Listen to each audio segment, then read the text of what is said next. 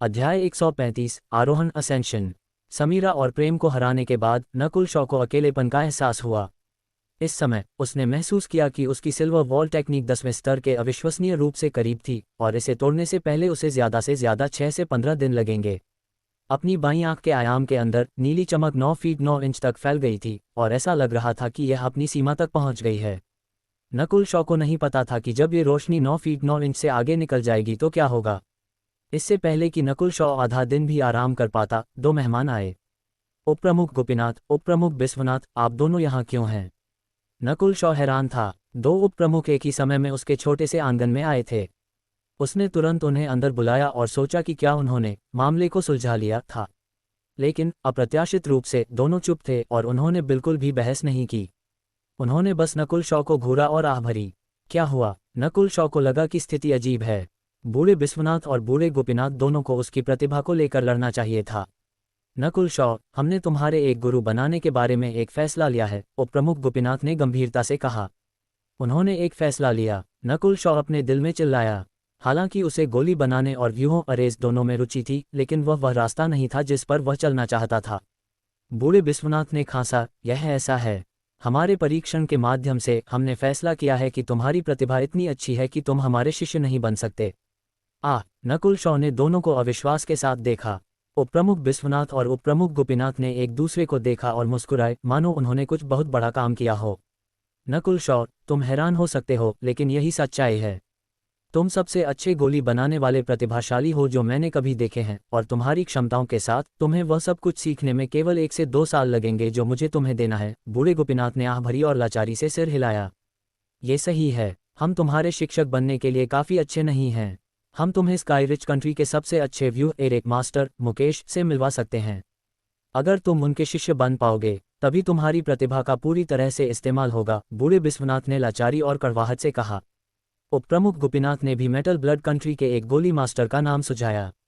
दोनों सच्चे मास्टर स्तर तक नहीं पहुंचे थे, वे सिर्फ व्यूहों अरेज और गोलियों में कुशल थे। नकुल शॉ जानता था कि स्काई रिच कंट्री और मेटल ब्लड कंट्री दोनों क्लाउड कंट्री से 10 गुना बेहतर थे और उनके देश में वंश क्लैंस टूटे हुए चंद्रमा के वंश ब्रोकन मून क्लैन से कहीं ज्यादा मजबूत थे। शिक्षकों, आपके अच्छे इरादों के लिए धन्यवाद, लेकिन मैं व्यूहों अरेज या गोलियों के रास्ते पर नहीं चलना चाहता। नकुल शॉ ने गहरी सांस ली और दोनों उपप्रमुखों के सामने झुक गया। इस पल उसने आखिरकार अपने सच्चे विचार व्यक्त किए। तुम हमें शिक्षक बुला रहे हो? बूढ़ा गोपीनाथ उत्साहित था, जबकि बूढ़ा बिस्वनाथ भी खुश था। हालांकि नकुल शॉ ने उन्हें औपचारिक रूप से गुरु के रूप में स्वीकार नहीं किया, लेकिन उसने उन्हें जो शिक्षक कहा वह उसका आभार और धन्यवाद दिखाता था। इससे कोई फर्क नहीं पड़ता कि नकुल शॉ कहाँ तक पहुँचता है या वह किसे अपना गुरु बनाता है, वह फिर भी दोनों को शिक्षक कहेगा। दोनों उपप्रमुखों के दृष्टिकोण से भले ही नकुल शॉ कड़ी मेहनत न करे, वह फिर भी एक गोली मास्टर या व्यू एरेक मास्टर बन जाएगा, या शायद दोनों भी। इसलिए नकुल शॉ द्वारा उन्हें शिक्षक कहने से वे संतुष्ट हो गए। इसके बाद नकुल शॉ ने दोनों के मनाने का सामना किया। उन्होंने नकुल शॉ को सही रास्ते पर चलने के लिए मनाने की कोशिश की और उसे बताया कि अगर वह चाहे तो दोनों का अध्ययन कर सकता है। लेकिन नकुल शॉ ने अंत में उन्हें मना कर दिया और फिर भी साधना के रास्ते पर चलना चुना। अगर तुम साधना के रास्ते पर चलना चाहते हो तो तुम्हें कुछ महीनों में फ्लोटिंग क्रेस्ट ट्रायल को नहीं छोड़ना चाहिए। बूढ़े गोपीनाथ के शब्दों ने अचानक एक मोड़ लिया। Floating crest trial? Nakul Shaw ने तुरंत इसे टूटे हुए चंद्रमा के वंश ब्रोकन मून क्लैन की सबसे रहस्यमय इमारत फ्लोटिंग क्रेस्ट पैलेस के साथ जोड़ा और उसने अपनी बाईं आंख से बिजली के समुद्र के बीच हवा में तैरती इमारत को देखा। फ्लोटिंग क्रेस्ट ट्रायल हर 5 साल में केवल एक बार होता है और यह किसी के जीवन में एक मोड़ होता है।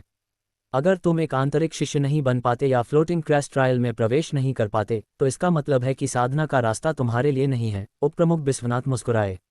नकुल शॉ उनके शब्दों के बारे में सोचे बिना नहीं रह सका। उसे एहसास होने लगा कि फ्लोटिंग क्रेस्ट ट्रायल बहुत महत्वपूर्ण था, लेकिन केवल कुछ ही आंतरिक शिष्य इसमें भाग ले पाते थे। नकुल शॉ को फिर दोनों उपप्रमुखों से फ्लोटिंग क्रेस्ट ट्रायल के बारे में बहुत सारी जानकारी मिली। सबसे पहले, floating crest trial floating crest palace में प्रवेश करने और वहां से आइटम प्राप्त करने का एक मौका था जो किसी की बहुत मदद करेगा। दूसरे, फ्लोटिंग क्रेस्ट ट्रायल में अच्छा प्रदर्शन करने वाले शिष्यों को वंश क्लैन द्वारा बहुत महत्व दिया जाएगा। टूटे हुए चंद्रमा के वंश ब्रोकन मून क्लैन में ट्रू स्पिरिट दायरे में पहुंचने वाले लगभग सभी लोगों ने फ्लोटिंग क्रेस्ट ट्रायल में शानदार प्रदर्शन किया था। उदाहरण के लिए, रमन मास्टर वह था जिसने पिछले 100 सालों में सबसे अच्छा प्रदर्शन किया था। दोनों उपप्रमुखों का मतलब साफ था। अगर Nakul Shaw floating crash trial में प्रवेश नहीं कर पाता तो इसका मतलब था कि उसकी किस्मत सीमित थी, इसलिए उसे इसके बजाय गोली बनाना और व्यू अरेज सीखना चाहिए। वंश क्लैन की दुनिया में कई लोग किस्मत में विश्वास करते थे, यही कारण था कि दोनों ने ये कहा था। यहाँ तक कि नकुल शॉ भी किस्मत को नज़रअंदाज नहीं कर सकता था, जो अनदेखनी, न महसूस की जाने वाली और न छूने वाली चीज़ थी। अगर उसके पास रहस्यमय बाईं आंख नहीं होती तो वह इतना आगे नहीं चल पाता। हे, अगर मैं फ्लोटिंग क्रैश ट्रायल में सफलतापूर्वक भाग ले पाता हूं तो मैं मानता हूं कि आप दोनों मुझे साधना के रास्ते पर चलने से नहीं रोकेंगे। नकुल शॉ ने धीरे से मुस्कुराया। दोनों उपप्रमुख ये सुनकर हंसे और सिर हिलाया। ट्रायल से पहले अभी भी 2 से 3 महीने बाकी हैं और यह अज्ञात है कि तुम तब तक एक आंतरिक शिष्य भी बन पाओगे या नहीं। इसके अलावा सीमित संख्या में जगहें हैं और असेंडेड दायरे के तीसरे आकाश तक पहुंचे बिना एक जगह पाना भी मुश्किल होगा, बूढ़े गोपीनाथ ने समझाया। फिर बूढ़े विश्वनाथ ने जोड़ा, अगर तुम ट्रायल में भाग ले पाते हो तो हमारे पास कहने के लिए कुछ नहीं होगा।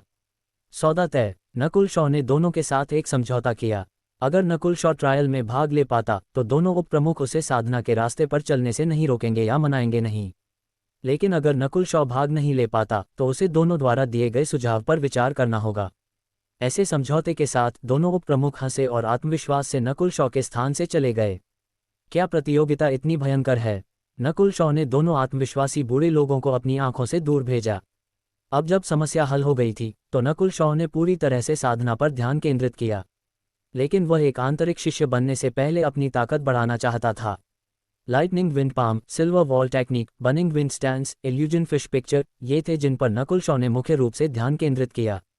3 दिन बाद प्रेम असेंडेड दायरे में पहुंच गया और एक आंतरिक शिष्य बन गया।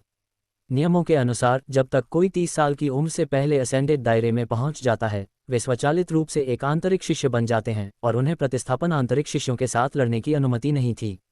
प्रेम भी लाचार था। अपनी प्रतिभा और पृष्ठभूमि के साथ उसके लिए तुरंत एक आंतरिक शिष्य बनना मुश्किल नहीं था, लेकिन वह बाहरी शिष्यों में फर्स्ट बनना चाहता था। कुछ और दिनों बाद राजकुमारी निधि भी असेंडेड दायरे में पहुंच गई और एक आंतरिक शिष्य बन गई। निधि और प्रेम दोनों के पास बाहरी शिष्यों के बीच अच्छी प्रतिभा और पृष्ठभूमि थी। निधि के जाने से पहले वह नकुल शॉ को अलविदा कहने आई, गोली मास्टर नकुल शॉ, मैं तुम्हारे एक आंतरिक शिष्य बनने का इंतजार करूंगी। हाँ, नकुल शॉ की प्रतिक्रिया ने निधि को थोड़ा हैरान कर दिया। प्रेम और निधि के पास एक उच्च प्रारंभिक बिंदु, प्रतिभा और पृष्ठभूमि थी। ये देखकर कि नकुल शॉ अभी तक असेंडेड दायरे में नहीं पहुंचा था, निधि ने सोचा कि ऐसा इसलिए था क्योंकि वह अपनी प्रतिभा से प्रतिबंधित था। उसे कैसे पता चलेगा कि नकुल शॉ अपने शरीर के साथ असेंडेड दायरे में प्रवेश करने का लक्ष्य बना रहा था, वरना वह शायद प्रेम से भी पहले प्रवेश कर चुका होता। उन दिनों में जब प्रेम और निधि ने प्रवेश किया, नकुल शॉ की लाइटनिंग विंड पाम तीसरे स्तर पर पहुंच गई थी, जो निम्न स्तर था। अगले कुछ दिनों तक नकुल शॉ ने बर्निंग विंड स्टैंस का 70-80% समझ लिया था और इसकी शक्ति पार्शियल विंड स्टैंस से कम दोगुनी थी। जब नकुल शॉ अपनी ताकत इकट्ठा कर रहा था तो कुछ अफवाहें थीं। नए बैच के सबसे प्रतिभाशाली बाहरी शिष्य पहले ही आंतरिक शिष्य बन चुके हैं। हालांकि नकुल शॉ फर्स्ट है, वह अपनी प्रतिभा से सीमित है। नकुल शॉ ने शांति से साधना की और दूसरों ने क्या कहा इसकी परवाह नहीं की। जब वह खाली होता तो वह कभी कभार मैरो क्लेंसिंग पिल्स और broken moon breath returning pills के कुछ बैच बनाता और कुछ घटिया आदिम क्रिस्टल पत्थर कमाता। इसके अलावा नकुल शॉ ने राहुल और पारस को एक एक मैरो क्लेंसिंग पिल भी दी। भाई शॉ, तुम इस मैरो क्लेंसिंग पिल का इस्तेमाल असेंडेड दायरे में प्रवेश करने की कोशिश करने के लिए क्यों नहीं कर रहे हो? पारस और राहुल एक ही समय में दोषी और आभारी थे। मुझे अब इसकी ज़रूरत नहीं है। नकुल शॉ मुस्कुराया, उसके पास कुछ मैरो क्लेंसिंग पिल्स बैकअप के रूप में थीं, लेकिन अब नकुल शॉ अपने आंगन में लौट आया और पालथी मारकर बैठ गया। लेकिन उसने साधना पर ध्यान केंद्रित नहीं किया, उसने अभी भी अपनी सिल्वर वॉल टेक्निक को चलाया। वॉन टिल्ड, चांदी का एक तड़तड़ाहट पैदा हुआ और उसने एक ऐसी आभा भेजी जो आंतरिक शक्ति से 10 गुना ज्यादा मजबूत थी। सिल्वर एयर ट्रू फोर्स आखिरकार गाढ़ा हो गया है। जब नकुल शॉ ने सांस ली तो उसने एक लॉर्ड स्तर के घातक जानवर के समान एक आभा भेजी, जिससे पास के प्रतिस्थापन आंतरिक शिष्यों के दिल ठंडे हो गए। इस समय नकुल शॉ द्वारा की गई हर क्रिया ने पवित्र मार्शल पद की आभा भेजी। क्योंकि उसने अपने शरीर के साथ असेंडेड दायरे में प्रवेश किया था, सच्ची शक्ति ट्रू फोर्स उसके मांस से आई थी। अगर यह एक सामान्य अभ्यासी होता तो सच्ची शक्ति ट्रू फोर्स उसके डेंटियन से आती और शक्ति बार बार गाढ़ी होती। जिस क्षण नकुल शॉ अपने शरीर के साथ असेंडेड दायरे में पहुंचा, उसने अपनी आंख में धड़कन की दर को बढ़ते हुए महसूस किया। पेंग पेंग पेंग। उसकी बाईं आंख में 9 फीट 9 इंच की घूमती हुई नीली रोशनी घूमना बंद हो गई। वॉन टिल्ड, रोशनी की चमक अचानक एक साथ मिलकर ढल गई और उत्परिवर्तित होने लगी। अध्याय 136, जागरण 1। नकुल शॉ की बाईं आंख के आयाम में पहली बार ऐसी स्थिति सामने आई थी। 9 फीट 9 इंच की रोशनी की चमक और नहीं फैली, इसके बजाय यह एक साथ मिल गई और गाढ़ी हो गई। सी नकुल शॉ दर्द में कराह उठा और अपनी बाईं आंख को पकड़कर धड़ाम से जमीन पर गिर गया। उसकी बाईं आंख का दर्द सीधे उसकी आत्मा तक पहुंच गया। बस एक पल में नकुल शॉ ठंडे पसीने में भीग गया। लगभग आधे घंटे बाद ही दर्द कम होना शुरू हुआ। नकुल शॉ ने अपनी चेतना को अपनी बाईं आंख में आयाम में मिलाया और उसे शुद्ध नीली रोशनी का एक पैच मिला। नीलापन अब बेहोश नहीं था, यह आंखों को चौंकाने वाला था। रोशनी का नीला बंडल मुड़ता रहा और ऐसा लग रहा था कि यह कुछ पोषण कर रहा है। नकुल शॉ ने अपना हाथ खोला और पाया कि उसमें खून था। आईना निकालते हुए उसने देखा कि उसकी बाईं आंख की गहराई हरी हो गई थी। बहुत अजीब मत हो, नकुल शॉ ने प्रार्थना की। उसकी बाईं आंख में बदलाव को वह नियंत्रित नहीं कर सकता था। वह केवल अपनी सिल्वर एयर ट्रू फोर्स को प्रसारित कर सकता था। ट्रू फोर्स एक ऐसी शक्ति थी जो आंतरिक शक्ति से कहीं ज्यादा थी। ट्रू फोर्स का सबसे छोटा अंश भी समेकित दायरे में किसी भी अभ्यासी की आंतरिक शक्ति को तुरंत नष्ट कर सकता था। जबकि नकुल शॉ धीरे धीरे अपनी ट्रू फोर्स को प्रसारित कर रहा था, वह अपने डेंटियन में रिटर्निंग ब्रीद इन स्ट्रेंथ पर भी ध्यान दे रहा था। रिटर्निंग ब्रीद इन स्ट्रेंथ भी एक सीमा तक पहुंच गई थी और उसका आधा हिस्सा इन स्ट्रेंथ का था जबकि दूसरा आधा ट्रू फोर्स का था। आंतरिक शक्ति एक आभा से ज्यादा थी जबकि ट्रू फोर्स को देखा जा सकता था। इस समय नकुल शॉ के डेंटियन में returning breathe in strength true force में बदलने लगी।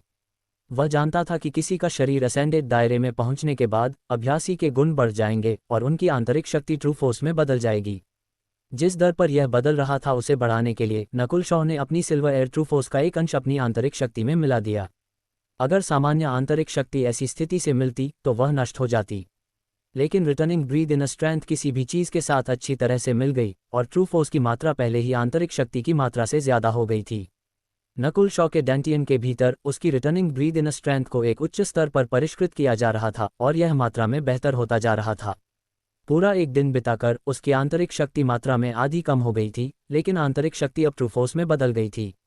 इसका मतलब था कि नकुल शॉ के शरीर में दो प्रकार की ट्रू फोर्स थी। एक उसकी शरीर को मजबूत करने की तकनीक से आई थी, सिल्वर एयर ट्रू फोर्स, और दूसरी उसकी रिटर्निंग ब्रीद टेक्निक से आई थी, returning breathe true force. Nakul Shaw अपने शरीर और आंतरिक शक्ति दोनों में असेंडेड दायरे तक पहुंच गया था।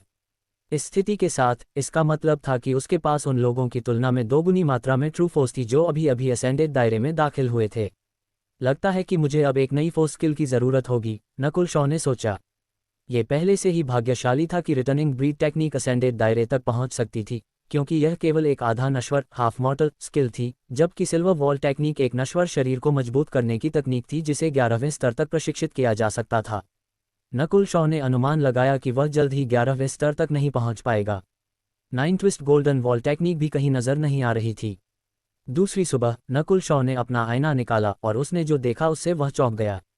उसकी बाईं आंख पूरी तरह से नीली हो गई थी, एक राक्षस की तरह। ये सब नहीं था, उसके काले बाल भी नीले हो गए थे। मैं एक राक्षस नहीं बन जाऊंगा, है ना? नकुल शॉ को ये सोचकर ठंडक महसूस हुई। वह अपने बालों को नीला होने से स्वीकार कर सकता था क्योंकि मानव दुनिया में लोगों के अलग अलग रंग के बाल होते थे क्योंकि उन्हें रंगा जा सकता था। लेकिन जिस बात से वह चिंतित था वह थी नीली आंख की पुतली। नकुल शॉ ने प्रार्थना की कि यह अपने मूल रंग में वापस आ जाए, लेकिन चाहे उसने कितनी भी कोशिश की ये वापस नहीं जाएगी। इसलिए नकुल शॉ ने एक काली पट्टी निकाली और उसे अपनी बाईं आंख पर लगा दिया। ये थोड़ा बेहतर है। नकुल शॉ ने आईने में अपना प्रतिबिंब देखा और वह एक आंख से डरावना लग रहा था, लेकिन उसके नीले बालों का पैच अच्छा लग रहा था। अगर उसने काली पट्टी नहीं हटाई तो उसके रूप को स्वीकार किया जा सकता था। पेंग पेंग, नकुल शॉ ने अपनी बाईं आंख की गहराई में धड़कन महसूस की और आयाम में नीली रोशनी की गेंद कुछ पोषण कर रही थी।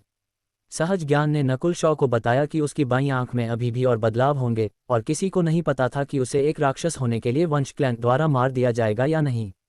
नहीं, मैं यहाँ रहकर मरने का इंतजार नहीं कर सकता। अगर मैं रहने के लिए एक शांत और चुप जगह ढूंढूं तो बेहतर होगा। नकुल शॉ ने अपने आंगन को छोड़ने का फैसला किया। वह तेजी से चला और उसने किसी से बात करने की परवाह नहीं की। क्या भयानक आभा है! क्या नकुल शॉ असेंडेड दायरे में पहुंच गया है? उसके बाल नीले हो गए हैं और उसकी एक आंख पर पट्टी है। क्या उसे इतना डरावना होना होगा? पास के बाहरी शिष्य सभी उससे निकलने वाली आभा को महसूस कर सकते थे। सच कहूं तो जिस पल नकुल शॉ ने असेंडेड दायरे में प्रवेश किया, पास के प्रतिस्थापन आंतरिक शिष्यों ने पहले ही इसे महसूस कर लिया था। अपने शरीर के साथ असेंडेड दायरे में पहुंचना, वह इसे करने में कामयाब रहा। मनिक भी आया और नकुल शॉ को देखकर उसका दिल कांप गया। नकुल शॉ अभी शायद सिर्फ अपने शरीर के साथ असेंडेड दायरे के पहले आकाश में अभ्यासियों का भी मुकाबला कर सकता था। टेंग टेंग, नकुल शॉ की आकृति हवा में उछल गई और एक घाटी में गायब हो गई जहां कोई नहीं रहता था। थोड़ी देर बाद उसे एक गुफा मिली और किसी को भी उसका पीछा करने से रोकने के लिए उसने पट्टी हटा दी और अपनी बाईं आंख से क्षेत्र का सर्वेक्षण किया कि क्या आसपास कोई था। हुटिल्ड, नकुल शॉ ने एक सांस छोड़ी और वह अपनी बाईं आंख के बदलने का इंतजार करते हुए जमीन पर लेट गया। आधे घंटे बाद पेंग पेंग पेंग, उसकी बाईं आंख से धड़कन तेज और तेज हो गई। उसकी बाईं आंख के आयाम में नीली रोशनी की गेंद अचानक एक भंवर बन गई और यह अंदर से बाहर की ओर घूमना शुरू हो गई। आह! नकुल शॉ की बाईं आंख से खून रिसने लगा क्योंकि वह दर्द से चिल्लाया और जमीन पर मुड़ गया। ये भाग्यशाली था कि आसपास कोई नहीं था, वरना पूरे वंश क्लैन ने शायद उसे सुन लिया होता। नकुल शॉ को लगा कि उसकी बाईं आंख एक असीमित छेद की तरह है जो उसके खून को चूस रही है। अगर यह प्रक्रिया 30 सांस तक चलती तो वह मर जाता, लेकिन सौभाग्य से यह प्रक्रिया केवल 10 सांस तक चली। आखिरकार उसकी बाईं आंख में बदलाव स्थिर हो गया और पिच काले आयाम में एक नीली रोशनी दिखाई दी और यह धीरे धीरे घूमना शुरू हो गई। कोई जितना मध्य के करीब आता, एक प्राचीन उपस्थिति का एहसास उतना ही मजबूत होता। इसके बाद लगभग अनदेखा हल्का हरा तरल की एक रेखा उसकी बाईं आंख से रिस गई और यह नकुल शॉ के शरीर, अंगों और अंगों में मिल गई। ये खून हो सकता है? नकुल शॉ ने महसूस किया कि उसका खून उबलने लगा था, जैसे वह कुछ विरासत में ले रहा था। यह एक अवर्णनीय एहसास था, लेकिन नकुल शॉ को यकीन था कि इस बदलाव से उसे जो बदलाव मिला था वह असेंडेड दायरे तक पहुंचने से भी ज्यादा था। कुछ सांसों तक चलने के बाद बाईं आंख ने अचानक कुछ भी देना बंद कर दिया। नकुल शॉ ने एक सांस छोड़ी और उसकी बाईं आंख में धड़कन और कूदना धीमा होने लगा। क्या ये खत्म हो गया है? नकुल शॉ ने बुदबुदाया, लेकिन सहज ज्ञान ने उसे बताया कि यह इतना आसान नहीं था। उसने सहज रूप से अपनी बाईं आंख खोलने की कोशिश की, लेकिन उसने पाया कि उसकी पलक भारी हो गई थी। अपनी सारी ऊर्जा खर्च करते हुए बाईं पलक केवल थोड़ी सी उठेगी। यह एक अजीब एहसास था, जैसे आंख उसकी नहीं थी। ये कैसे संभव है? नकुल शॉ चिढ़ने लगा। वह एक आंख वाला नहीं बनना चाहता था और अपनी रहस्यमय बाईं आंख को खोना नहीं चाहता था। अध्याय 137, जागरण 2। पारदर्शी रोशनी की रेखा एक भगवान की रोशनी की तरह थी जो तुरंत स्वर्ग से गुजरी। हालांकि टूटे हुए चंद्रमा के वंश ब्रोकन मून क्लैन के सदस्यों ने इस रोशनी को देखा या महसूस नहीं किया। केवल ट्रू स्पिरिट दायरे में या उससे ऊपर वाले लोगों ने हवा को कांपते हुए महसूस किया, लेकिन यह एक भ्रम जैसा ज्यादा था। अजूर महाद्वीप में सीमित संख्या में लोग ही थे जिन्होंने आकाश में बदलाव महसूस किया। पश्चिमी महाद्वीप, एक विशाल प्राचीन महल, हुआंग, एक विशाल 100 गज का पत्थर हॉल की गहराई में बजना शुरू हो गया। वह पत्थर प्राचीन काल का लगता था, क्योंकि ट्रू स्पिरिट दायरे में कोई भी उसे खरोंच नहीं पाएगा। लेकिन इस समय ये टूट रहा था। अच्छा नहीं, स्वर्गीय आदिम पत्थर हेवनली प्रिमल स्टोन टूट रहा है। ये बिना किसी कारण के क्यों टूटेगा? क्या कोई दुर्भाग्य आ रहा है? आसपास अफरा तफरी मच गई। चियू, रोशनी की एक किरण हवा से गुजरी और स्वर्गीय आदिम पत्थर हेवनली प्रिमल स्टोन के सामने उतरी। प्रभु, अभी क्या हुआ? 10 शक्तिशाली आभाएं स्वर्गीय आदिम पत्थर हेवनली प्रिमल स्टोन की ओर उड़ गईं। पत्थर के सामने बैंगनी रंग की एक आकृति ने धीरे धीरे अपना हाथ बढ़ाया और उसे स्वर्गीय आदिम पत्थर हेवनली प्रिमल स्टोन में मिला दिया। वॉन्ग, पत्थर कांप उठा और पत्थर की सतह पर कुछ अजीब शब्द दिखाई दिए। शब्द बेहद जटिल थे और वे बदलते रहे। बैंगनी आकृति भी संघर्ष करने लगी। एक भयानक आभा बाहर निकली और ट्रू स्पिरिट दायरे के पास के 10 अभ्यासियों ने डर से अपने प्रभु को देखा। जैसे जैसे समय बीता, वंश क्लैन के ज्यादा से ज्यादा लोग आ गए, लेकिन स्वर्गीय आदिम पत्थर हेवनली प्रिमल स्टोन के सामने के प्रभु ने उन पर इतना दबाव डाला कि वे सांस नहीं ले पा रहे थे। स्वर्गीय आदिम पत्थर हेवनली प्रिमल स्टोन के टूटने का क्या मतलब है? यहाँ तक कि हमारे ओरिजिन कोर दायरे के प्रभु भी आए। इस महाद्वीप में अभी भी ओरिजिन कोर दायरे के अभ्यासी मौजूद हैं। बहुत समय बाद उनके प्रभु ने धीरे धीरे अपनी पकड़ ढीली कर दी। स्वर्गीय आदिम पत्थर हेवनली प्रिमल स्टोन से केवल 2 शब्दों को पहचाना जा सका, प्रभु ने धीरे से कहा। कौन से 2? वंश क्लैन के उच्च स्तरीय लोगों ने पूछा। उनके प्रभु ने अचानक आकाश की ओर देखा और उन्होंने स्वर्ग की एक आंख को ठंडे लहजे में नीचे देखते हुए देखा। यह एक भ्रम जैसा लग रहा था। भगवान की आंख, गॉड्स आई, उनके प्रभु ने अपने होठों से खून की एक धार निकलते हुए कहा। आकाशगंगा में एक बहुत बहुत दूर जगह, एक डरावना महल, गड़गड़ाहट, 9 ड्रैगन महल में दहाड़े, और राजा ने आकाश की ओर देखा। आकाश में बादल घूमते रहे। इसका क्या मतलब है? राजा ने ठंडे लहजे में ऊपर की ओर देखा और उसने अपने ड्रैगन को बादलों को एक तरफ हटाने का आदेश दिया। साम्राज्य बनने के बाद पहली बार ऐसा हुआ है। झुर्रियों और सफ़ेद बालों से भरा एक बूढ़ा आदमी आकाश की ओर देख रहा था। कहाँ? प्रभावशाली आवाज़ सुनाई दी। शायद पास में, बूढ़े आदमी ने अनिश्चित रूप से जवाब दिया। इस समय उच्च क्षेत्रों में सभी अभ्यासियों ने स्वर्ग की ओर देखा। ड्रैगन आखिरकार आकाश को रोक रहे बादलों को दूर धकेलने में सक्षम थे और स्वर्ग की एक आंख दिखाई दी क्योंकि उसने ग्रह को ठंडे लहजे में देखा। इसका क्या मतलब है? सभी अभ्यासी चिल्लाए। भगवान की आंख, गॉड्स आई। यह एक भगवान की आंख, गॉड्स आई है जो पहले कभी नहीं देखी गई। यह 8 महान भगवान की आंख, ग्रेट गॉड्स आई में से एक नहीं लगती, लेकिन यह अभी भी डरावनी है। अभ्यासियों ने चर्चा की और अफरा तफरी में टूट गए। केवल राजा और सफ़ेद बालों वाला बूढ़ा आदमी चुप थे क्योंकि वे आकाश में स्वर्ग की आंख को घूर रहे थे। बहुत समय बाद सफ़ेद बालों वाले बूढ़े आदमी ने अपनी छड़ी को हवा में लहराया और 9 सांपों ने आकाश की ओर हमला किया, लेकिन वे स्वर्ग की आंख तक पहुंचते ही फीके पड़ गए। स्वर्ग ने आखिरकार अपनी आंख खोल दी है। बूढ़ा आदमी रोया क्योंकि स्वर्ग की आंख धीरे धीरे कुछ भी नहीं में फीकी पड़ गई। धुंधले भूरे समुद्र में एक डरावनी काली क्रूज नाव तैर रही थी। काली क्रूज विशाल थी और उसके नीचे के प्राणियों को लगा जैसे रात हो गई हो। इस समय हर अस्तित्व शासक की आकृति के सामने झुक रहा था। व्यक्ति के चारों ओर कोई प्रकाश नहीं था, मानो ये सब अवशोषित हो गया हो। अंधेरी आकृति क्रूज के सिर पर खड़ी थी और असीमित समुद्र को देख रही थी। वॉन्ग, भूरा समुद्र अचानक कांप उठा और आकाश में स्वर्ग की एक आंख दिखाई दी। अंधेरी आकृति के अलावा अन्य सभी अस्तित्व डर में कांप गए। शासक ने अपनी काली आंखों की जोड़ी खोली और स्वर्ग की आंख को ठंडे लहजे में देखा। थोड़ी देर बाद स्वर्ग की आंख धीरे धीरे फीकी पड़ गई, जैसे वह बस दृश्य को देख रही थी। अब एक अतिरिक्त भगवान की आंख, गॉड्स आई है, कुल मिलाकर 9। इन सब का क्या मतलब है? शायद 8 महान भगवान की आंख, ग्रेट गॉड्स आई की वर्तमान स्थिति टूट जाएगी। शासक की पिचकाली आंखें फीकी पड़ गईं और आसमान एक बार फिर से अंधेरा हो गया। टूटे हुए चंद्रमा का वंश, broken moon clan. Nakul Shaw को नहीं पता था कि जब उसने अपनी आंख खोली थी तो उसने दुनिया को कितना प्रभावित किया था। एकमात्र चीज जिसकी वह पुष्टि कर सकता था वह ये थी कि उसकी बाईं आंख की सच्ची शक्ति जागना शुरू हो रही थी।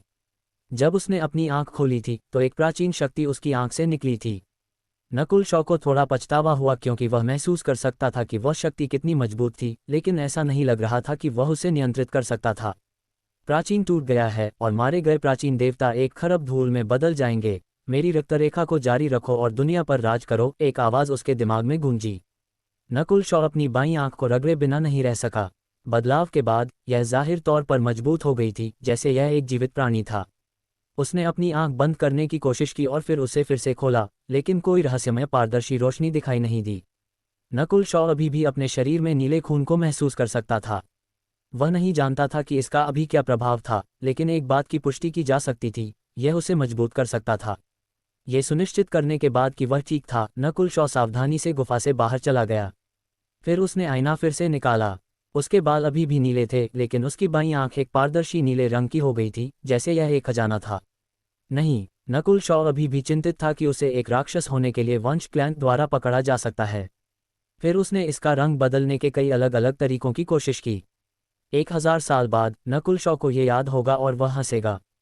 थोड़ी देर बाद उसे आखिरकार एक तरीका मिल गया। उसके द्वारा नियंत्रित नीला खून उसकी बाईं आंख के साथ मिल सकता था और उसे ढक सकता था। जब ऐसा हुआ तो पिच काले आयाम में नीली रोशनी उसकी बाईं आंख से अलग हो गई थी। नकुल शॉ ने अपना आईना निकाला और बाईं आंख काली हो गई थी, लेकिन ये धुंधली और अंधेरी थी। उसी समय उसकी बाईं आंख की दृष्टि भी चली गई थी। नकुल शॉ अपनी बाईं आंख का रंग बदलने के लिए नीले खून का इस्तेमाल कर सकता था, लेकिन ऐसा करने में बहुत ज्यादा ऊर्जा खर्च होती थी। वह दिन में केवल कुछ घंटों के लिए ही इसका प्रबंधन कर पाता था। कम से कम एक तरीका तो है। नकुल शॉ ने एक सांस छोड़ी।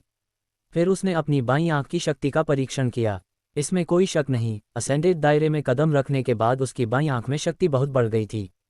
नकुल शॉ की दृष्टि, प्रतिक्रिया की गति और धारणा सभी बेहतर हो गए।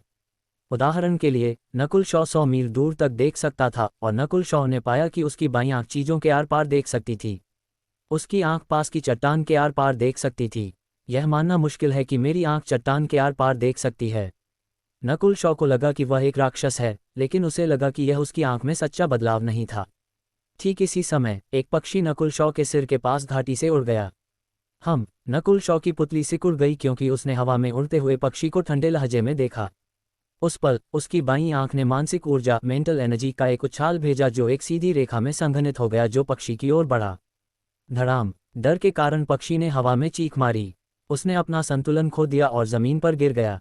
नकुल शॉ की बाईं आंख ने पक्षी को नहीं मारा, उसने मानसिक ऊर्जा मेंटल एनर्जी की एक अवर्णनीय लहर छोड़ी थी जिसने पक्षी को घबरा दिया था और उसके शरीर का नियंत्रण खो दिया था। बिना किसी निशान के मारना, ये जीवन और मृत्यु की लड़ाई में अंतिम परिणाम तय कर सकता है, नकुल शॉ ने सोचा। उसने सभी नए प्रभावों का परीक्षण किया जब तक कि उसे थकान महसूस नहीं हुई। नकुल शॉ नई स्किल्स को पूरी तरह से नियंत्रित नहीं कर सका, जैसे कि मेंटल एनर्जी असैसिनेशन। जैसे ही सूरज ढलने वाला था, नकुल शॉ ने जल्दी से अपनी बाईं आंख को एक पट्टी से ढका, फिर वह अपने नीले बालों को हवा में लहराते हुए बाहरी हॉल डिवीजन की ओर चला गया। टेंग टेंग टेंग, उसकी आकृति हवा में उछल गई, एक सांस में 10 गज से ज्यादा पार कर गई। नकुल शॉ ने अपनी सारी ट्रू फोर्स को प्रसारित किया और अपने चारों ओर हवा के प्रवाह को नियंत्रित करने की कोशिश की।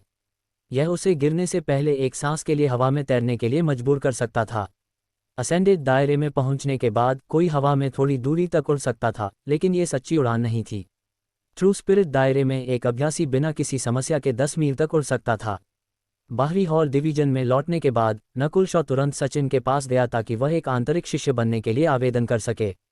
नियमों के अनुसार 30 साल की उम्र से पहले असेंडेड दायरे में पहुंचना ही काफ़ी था।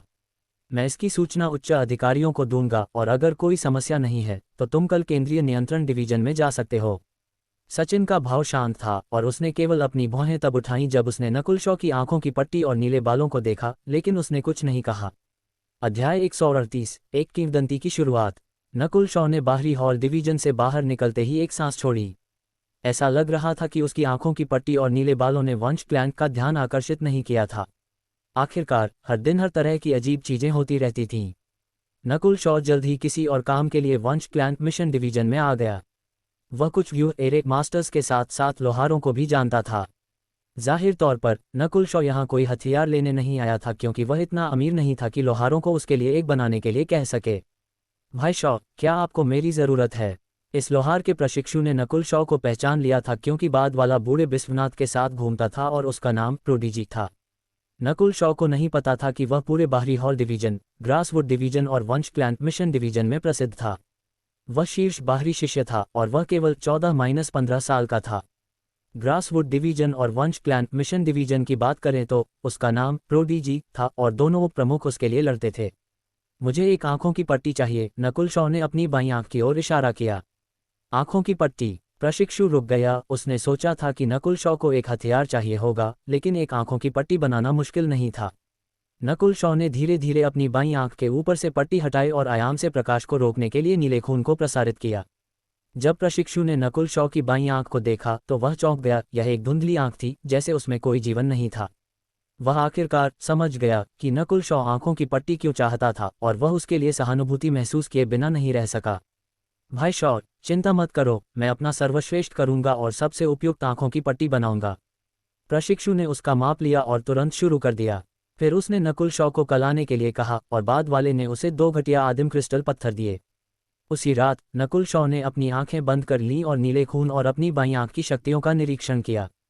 अपनी बाईं आंख के आयाम के अंदर नीले रंग का भंवर अंदर से बाहर की ओर घूमता था और जब नकुल शॉ ने अपनी चेतना से उसे छूने की कोशिश की तो उसे एक प्राचीन आभा महसूस हुई। बहुत सारे परीक्षण के बाद उसकी बाईं आंख की शक्ति इस प्रकार थी। बढ़ी हुई दृष्टि। यह अपनी दृष्टि में सब कुछ बड़ा और विस्तृत कर सकती थी और इसमें आर पार देखने की एक निश्चित मात्रा थी। तेज प्रतिक्रिया की गति और विश्लेषण। फोटोकॉपी। उसने जो कुछ भी देखा उसे याद रखना। मानसिक ऊर्जा घात, मेंटल एनर्जी असैसिनेशन। बेशक ये वे क्षमताएं थीं जिनके बारे में नकुल शॉ अब तक जानता था। इसके अलावा निष्क्रिय क्षमताएं भी थीं, जैसे कि अत्यधिक शांति। असेंडेड दायरे में पहुंचने के बाद नकुल शॉ की बाईं आंख मजबूत हो गई और इसमें 2 नई शक्तियां थीं, आर पार देखना और मानसिक ऊर्जा घात, मेंटल एनर्जी असैसिनेशन। उसने मानसिक ऊर्जा घात, मेंटल एनर्जी असैसिनेशन को पूरी तरह से नहीं समझा था, लेकिन उसने इसके बारे में पढ़ा था। उदाहरण के लिए स्काई क्लाउड फॉरेस्ट में हुड वाली आकृति ने लॉर्ड स्तरीय घातक जानवरों को नियंत्रित करने और जानवरों की एक सेना का नेतृत्व करने के लिए मानसिक ऊर्जा का इस्तेमाल किया। यह मानसिक ऊर्जा के क्षेत्र में था, न कि मार्शल आर्ट में।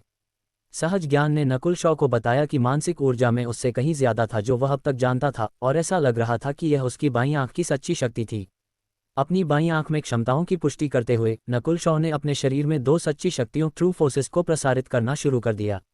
एक सिल्वर वॉल टेक्निक से आई थी और इसे सिल्वर एयर ट्रू फोर्स के रूप में जाना जाता था।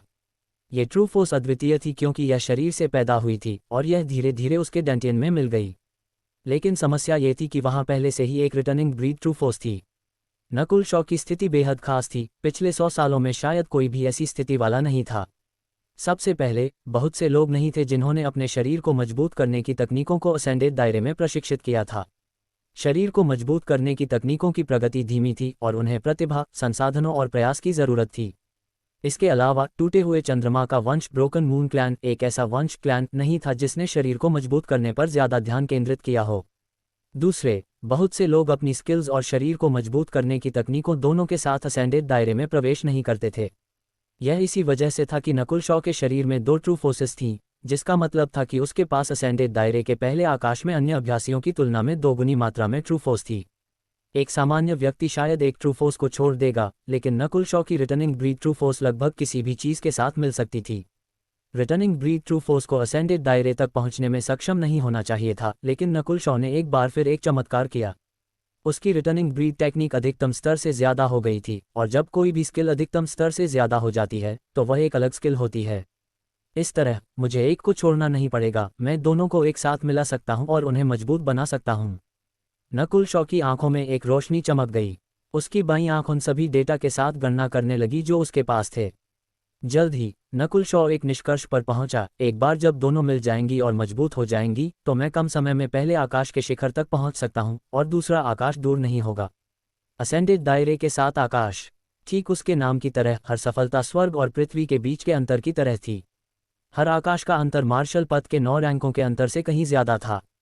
इसलिए आकाश में प्रवेश करना मुश्किल था और कई अभ्यासी अपने जीवन में कोई और सफलता हासिल किए बिना असेंडेड दायरे के पहले और दूसरे आकाश में रहे। भगवान गुवान ने प्रतिभा पर इतना ज़्यादा महत्व क्यों दिया? ऐसा इसलिए था क्योंकि उन्होंने असेंडेड दायरे के हर आकाश में अंतर का अनुभव किया था।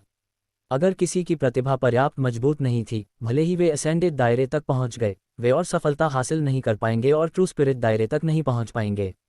वंश क्लैन में प्रवेश करने के बाद नकुल शॉ समझ गया कि भगवान गुवान ने मूल रूप से क्या सोचा था और उन्होंने जय पर इतनी उम्मीद और अपेक्षा क्यों रखी थी। दूसरों की तुलना में नकुल शॉ केवल एक आधा स्पिरिचुअल बॉडी था और वह भगवान गुवान के शिष्यों में से एक बनने में सक्षम होने के लिए पहले से ही बेहद भाग्यशाली था। जीवन, किस्मत। नकुल शॉ ने किस्मत में विश्वास करना शुरू कर दिया। अगर यह भगवान गुवान के माध्यम से नहीं होता तो वह शायद वंशों क्लैंस के बारे में भी नहीं जानता। फिर उसे बड़ी चुनौतियों का सामना करना पड़ेगा और बिना किसी दुर्घटना के नकुल शॉ कल एक आंतरिक शिष्य बनने में सक्षम होना चाहिए। आंतरिक शिष्य, ये वह जगह थी जहां सच्चे प्रतिभाशाली लोग लड़ते थे। जय, जैक विल्सन, प्रफुल्ल, कृति, रितिका, साथ ही अन्य प्रतिभाशाली लोग सभी आंतरिक शिष्य थे। प्रेम और निधि भी कुछ दिन पहले आंतरिक शिष्य बन गए थे और नकुल शॉ का एक बनना लगभग निश्चित था। लेकिन वह अभी भी कुछ और में प्रवेश करना चाहता था, फ्लोटिंग क्रैश ट्रायल।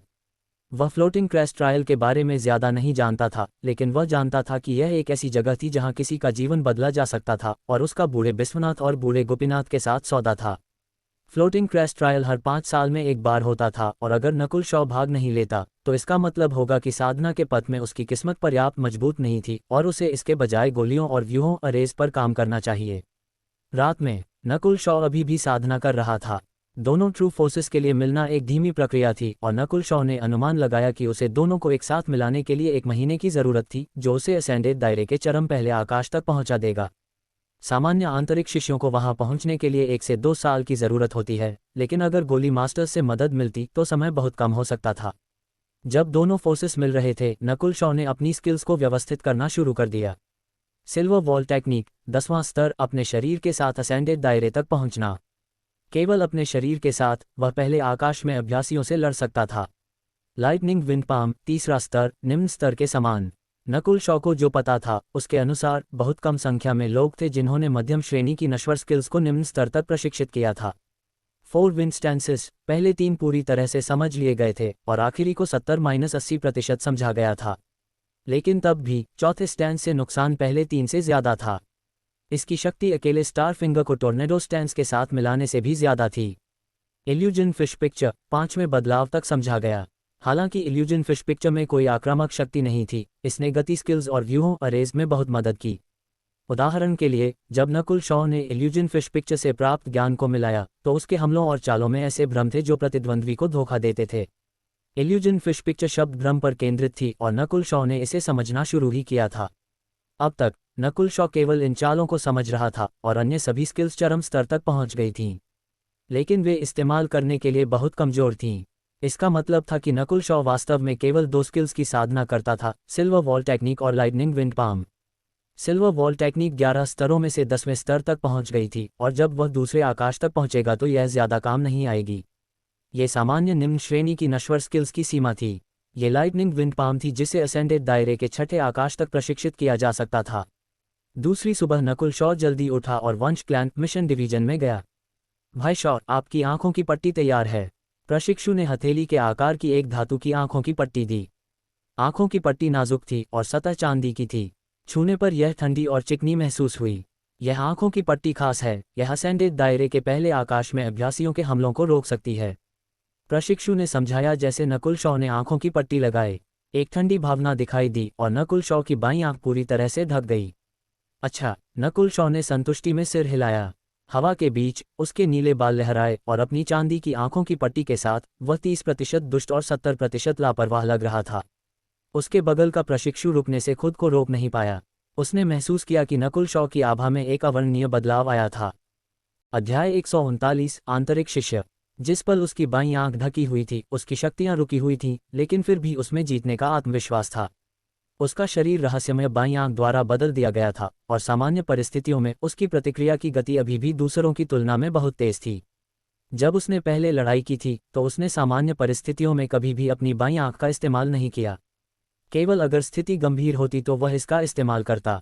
अगर मैं अपनी बाईं आंख की शक्ति को रोक देता हूं तो मेरी समग्र ताकत आधी हो जाएगी, नकुल शॉ ने अनुमान लगाया।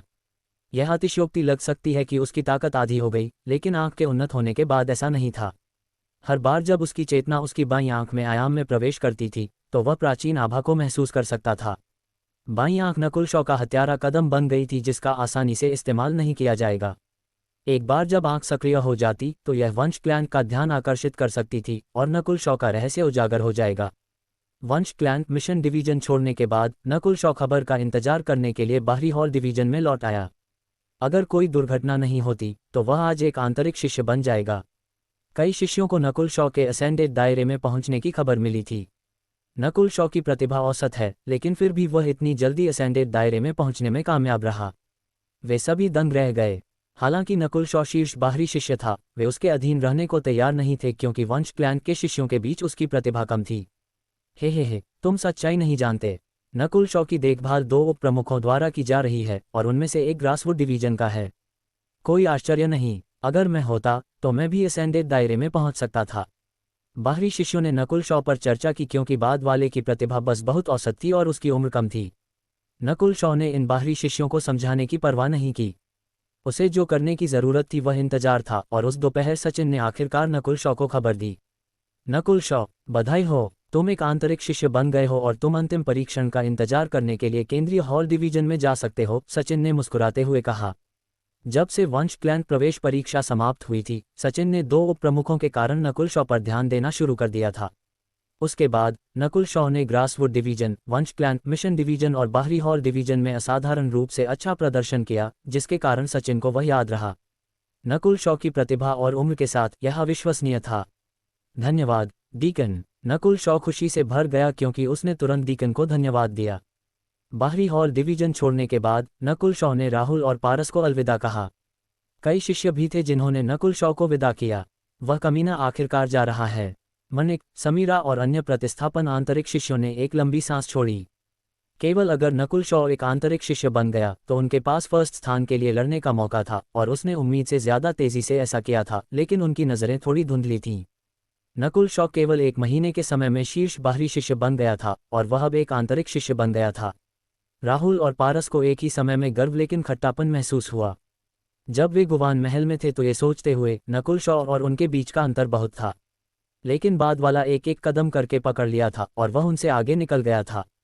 बेशक राहुल और पारस दोनों में काफ़ी सुधार हुआ था। वे दोनों समेकित दायरे के 9वें रैंक तक पहुंच गए थे। मैरो क्लेंसिंग पिल की मदद से दोनों 9वें रैंक के अंतिम चरणों तक पहुंच गए थे और असेंडेड दायरे में पहुंचना केवल समय की बात होगी, खासकर पारस के लिए क्योंकि उसके पास एक मध्यम श्रेणी की स्पिरिचुअल बॉडी थी। बाहरी हॉल डिवीजन छोड़ने के बाद नकुल शॉ जल्दी से केंद्रीय हॉल डिवीजन की ओर चला गया। केंद्रीय हॉल डिवीजन वंश क्लैन के केंद्र में था और जितना करीब वह उसके पास पहुंचा, नकुल शॉ आध्यात्मिक ऊर्जा में वृद्धि महसूस कर सकता था। एक बार जब वह केंद्रीय हॉल डिवीजन में दाखिल हुआ तो यहाँ की आकृतियां सभी असेंडेड दायरे में थीं।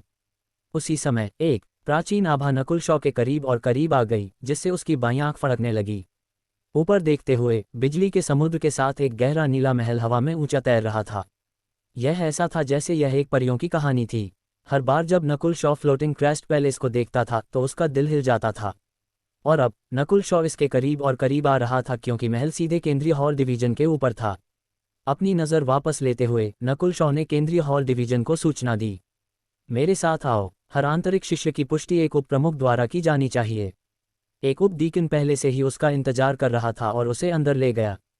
वंश क्लैन के उच्च स्तर को किसी भी नए आंतरिक शिष्य के बारे में सूचित किया जाएगा और आंतरिक शिष्य की पुष्टि करने के लिए एक उप प्रमुख की जरूरत होगी। जल्द ही नकुल शॉ एक अंधेरे धुंधले हॉल में दाखिल हुआ। जिस दूसरे वह अंदर चला गया, नकुल शॉ ने खुद पर एक अप्रिय दबाव महसूस किया। ये प्रमुख धर्मेंद्र हैं, उप डीकन ने धीमी आवाज में याद दिलाया। नमस्ते प्रमुख धर्मेंद्र। नकुल शॉ ने हॉल के अंत में बैठे दाढ़ी वाले अधेड़ व्यक्ति को सम्मानपूर्वक झुकाया। ये प्रमुख धर्मेंद्र वास्तव में एक उप प्रमुख थे, क्योंकि सच्चे प्रमुख सभी बुजुर्ग थे जो ट्रू स्पिरिट दायरे तक पहुंच गए थे और शिष्यों का परीक्षण करने की परवाह नहीं करेंगे। उप प्रमुख धर्मेंद्र ने नकुल शॉ को नीचे तेजी से देखा और बाद वाले ने तुरंत महसूस किया जैसे 7 भारी पहाड़ उसके ऊपर ढेर हो गए थे और कोई भी हलचल उसे पाउडर में कुचल देगी। 7 पहाड़ उप प्रमुख धर्मेंद्र की साधना लगते थे। नकुल शॉ 14 साल की उम्र, निम्न श्रेणी की स्पिरिचुअल बॉडी और 1 महीने के समय में समेकित दायरे के 8वें रैंक से असेंडेड दायरे तक पहुंचा। इसके अलावा वह शीर्ष बाहरी शिष्य भी था। उप प्रमुख धर्मेंद्र ने अपने हाथ में एक छोटी सी किताब पर नजर डाली और नकुल शॉ की उम्र, प्रतिभा और साधना को जानकर वह थोड़ा हैरान हुए। वंश क्लैन में 14 साल के बच्चे का असेंडेड दायरे में पहुंचना दुर्लभ नहीं था, लेकिन अगर व्यक्ति के पास कोई विशेष पृष्ठभूमि के बिना केवल एक निम्न श्रेणी की स्पिरिचुअल बॉडी थी तो यह असामान्य था। अपनी आंखों की पट्टी उतारो, उप प्रमुख धर्मेंद्र ने ठंडे लहजे में कहा। नकुल शॉ ने अपनी बाईं आंख के आयाम को रोकने के लिए अपने नीले खून को प्रसारित किया, फिर धीरे धीरे आंखों की पट्टी उतार दी। आंखों की पट्टी उतारने के बाद रोशनी के किसी भी संकेत के बिना एक पूरी तरह से धुंधली आंख थी। उप प्रमुख धर्मेंद्र एक सेकंड के लिए रुक गए क्योंकि सहानुभूति उन पर आ गई। एक 14 साल का बच्चा साधना के पथ पर पहले ही एक आंख की रोशनी खो चुका था। उप प्रमुख धर्मेंद्र ने आह भरी और नकुल शॉ को फिर से आंखों की पट्टी लगाने का संकेत देने के लिए अपना हाथ लहराया। इसके बाद उप प्रमुख धर्मेंद्र ने कुछ सवाल पूछे जिसमें उसका इतिहास, साधना के साथ साथ विचार भी शामिल थे। नकुल शॉ की प्रतिक्रिया सही थी और उसका इतिहास भी ढूंढना आसान था। मैंने बूढ़े विश्वनाथ से तुम्हारे बारे में थोड़ा सुना है।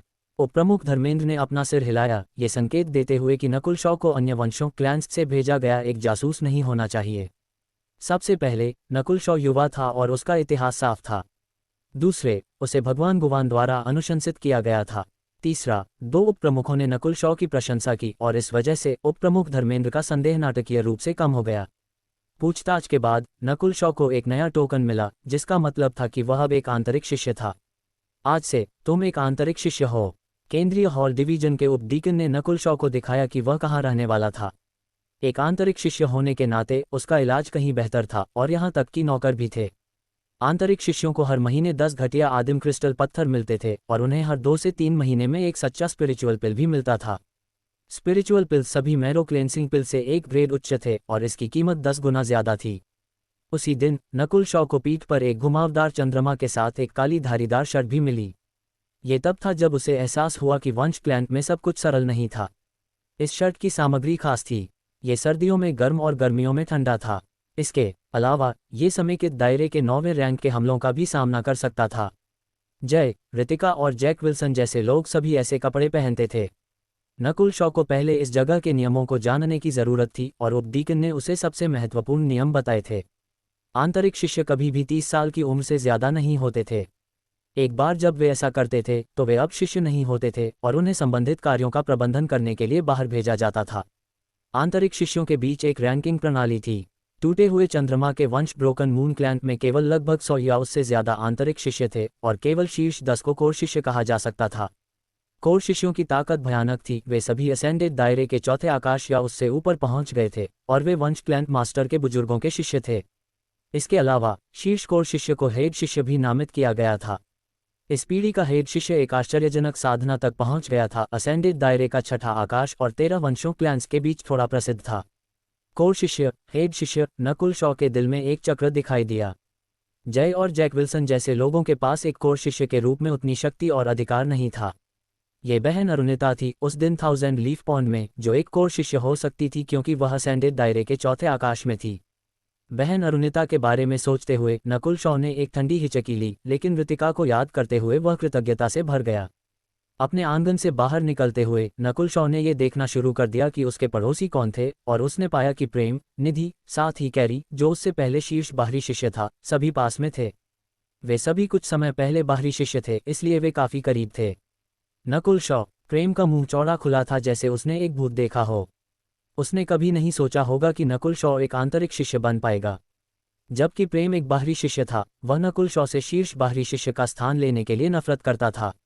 लेकिन वह पहले एक आंतरिक शिष्य बन गया था, जिससे उसे बेहतर महसूस हुआ। लेकिन उसे उम्मीद नहीं थी कि नकुल शॉ भी कुछ दिनों बाद एक बन जाएगा। भाई शॉ, निधि और कैरी एक के बाद एक बाहर चले गए, और नकुल शॉ को देखकर उनके भाव बेहद रंगीन थे, जैसे उन्होंने एक भूत देखा हो। अध्याय 140 आंतरिक शिष्य सभा। क्या वह बच्चा एक आंतरिक शिष्य बन गया? जैक विल्सन का मुंह चौड़ा खुला रह गया, क्योंकि उसकी मूल शांत मन की स्थिति तुरंत टूट गई थी। ये खबर अभी अभी केंद्रीय हॉल डिवीजन से आई थी। नकुल शॉ ने अंतिम पुष्टि परीक्षा पास कर ली थी और एक आधिकारिक आंतरिक शिष्य बन गया था। सब कुछ बहुत तेजी से हुआ। नकुल शॉ ने अगले दिन बताया कि वह असेंडेड दायरे में पहुंच गया था, और तीसरे दिन उसे पहले ही स्वीकार कर लिया गया था। इस खबर को जानकर जैक विल्सन को अब साधना करने का मन नहीं था। किसी को पता होना चाहिए, नकुल शॉ सिर्फ एक महीने पहले समेकित दायरे के 8वें रैंक पर एक चींटी था। अगर नकुल शॉ में जय की तरह उच्च प्रतिभा होती और उसके पास एक बुजुर्ग उसके गुरु के रूप में होता, तो यह संभव हो सकता था। लेकिन समस्या ये थी कि उसकी प्रतिभा उच्च नहीं थी, और उसकी उम्र इतनी कम थी। यहाँ तक कि जैक विल्सन भी 14-15 साल की उम्र में समेकित दायरे के चरम 9वें रैंक पर था। नहीं, मुझे ये खबर गुरु को बतानी चाहिए। जैक विल्सन स्थिर नहीं बैठ सका, और वह तुरंत रमन मास्टर के महल की ओर चला गया।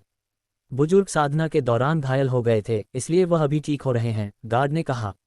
घायल? जैक विल्सन दंग रह गया। उसने जो देखा उसके अनुसार कल वंश क्लैंक में एक से ज्यादा बुजुर्ग घायल हुए थे। एक ही दिन में कई बुजुर्गों का घायल होना अजीब लग रहा था, लेकिन ये सच था। नकुल शॉ के आंतरिक शिष्य बनने से 2 दिन पहले गुप्त साधना में कई बुजुर्गों ने सभी खून थूका था, लेकिन उनमें से किसी को नहीं पता था कि क्या हुआ था। ये देखकर कि गुरु ठीक हो रहे थे, जैक विल्सन केवल अन्य शिष्यों से संपर्क कर सका। रमन मास्टर के 4 मुख्य शिष्य थे, और उन सभी में जय में सबसे ज्यादा प्रतिभा थी। जैक विल्सन तीसरा शिष्य था, और वह असेंडेड दायरे के तीसरे आकाश पर था। जैक विल्सन से ऊपर 2 शिष्य थे। पहला शिष्य रणबीर सबसे बड़ा था, और वह असेंडेड दायरे के चरम 5वें आकाश तक पहुंच गया था। वह 30 से ऊपर होने के बाद से एक उपडीकन पद पर था। दूसरा शिष्य रजत अभी 20 साल का भी नहीं था, लेकिन वह असेंडेड दायरे के चौथे आकाश तक पहुंच गया था, और वह वंश क्लैन के 10 कोर शिष्यों में से एक था। उसी दिन रमन मास्टर के शिष्य एक साथ इकट्ठा हुए। पहला शिष्य रणबीर एक मिशन पर गया था, और वह वंश क्लैन में नहीं था। दूसरा शिष्य रजत, तीसरा शिष्य जैक विल्सन, चौथा शिष्य जय। तुम कह रहे हो कि वह एक आंतरिक शिष्य बन गया है? जय बेहद हैरान था। वह जानता था कि भगवान गुवान के शिष्य कितने प्रतिभाशाली थे, और खुद के अलावा पारस में सबसे ज्यादा प्रतिभा थी। उसने पहले सोचा था कि पारस पहला होगा जो एक आंतरिक शिष्य बनेगा, लेकिन बाद वाले की कोई पृष्ठभूमि नहीं थी। इसलिए यह उम्मीद थी कि पारस के एक आंतरिक शिष्य बनने से पहले 1 साल की जरूरत थी। मैं बिल्कुल निश्चित हूँ, वह बच्चा बस बहुत अजीब है। नकुल शॉ का उल्लेख करते हुए जैक विल्सन कुछ हद तक निराश था। उसने पहले बाद वाले को दबाने की कोशिश की थी, लेकिन उनमें से कोई भी काम नहीं किया। भाई जय, क्या इस नकुल शॉ में कुछ खास है? दूसरे शिष्य रजत ने मुस्कुराते हुए कहा। वंश क्लैंक का एक कोर शिष्य होने के नाते रजत ने किसी ऐसे व्यक्ति को अपनी आंखों में नहीं रखा था जो अभी अभी एक आंतरिक शिष्य बना था, लेकिन वह बस थोड़ा इच्छुक था। ये लड़का, नकुल शॉ का उल्लेख करते हुए जय की भौहें सिकुड़ गईं, क्योंकि वह भी पहले नकुल शॉ से हार गया था। उदाहरण के लिए स्मृति और जानवर के झुंड के युद्ध बिंदुओं के मामले में। बेशक जय जैसा कोई गर्वित व्यक्ति इसका उल्लेख नहीं करेगा। उसकी प्रतिभा औसत है, लेकिन उसकी स्मृति बहुत अच्छी है, और वह एक शरीर को मजबूत करने की तकनीक पर ध्यान केंद्रित करता है। उसकी युद्ध शक्ति भी बहुत शक्तिशाली है। जय ने नकुल शॉ की समीक्षा दी। हे, रजत हंसा। जब ये बच्चा एक बाहरी शिष्य था तो हम कुछ नहीं कर सकते थे, लेकिन अब जब वह एक आंतरिक शिष्य है तो उसकी देखभाल करना बहुत आसान है। ये सही है। जैक विल्सन की आंखें चमक उठीं। बाहरी शिष्य और आंतरिक शिष्य दो मंडलियों की तरह थे जो नहीं मिलते थे, और नकुल शॉ अब उनकी मंडली में प्रवेश कर चुका था। इतनी छोटी बात के बारे में गुरु को बताने की क्या परवाह है?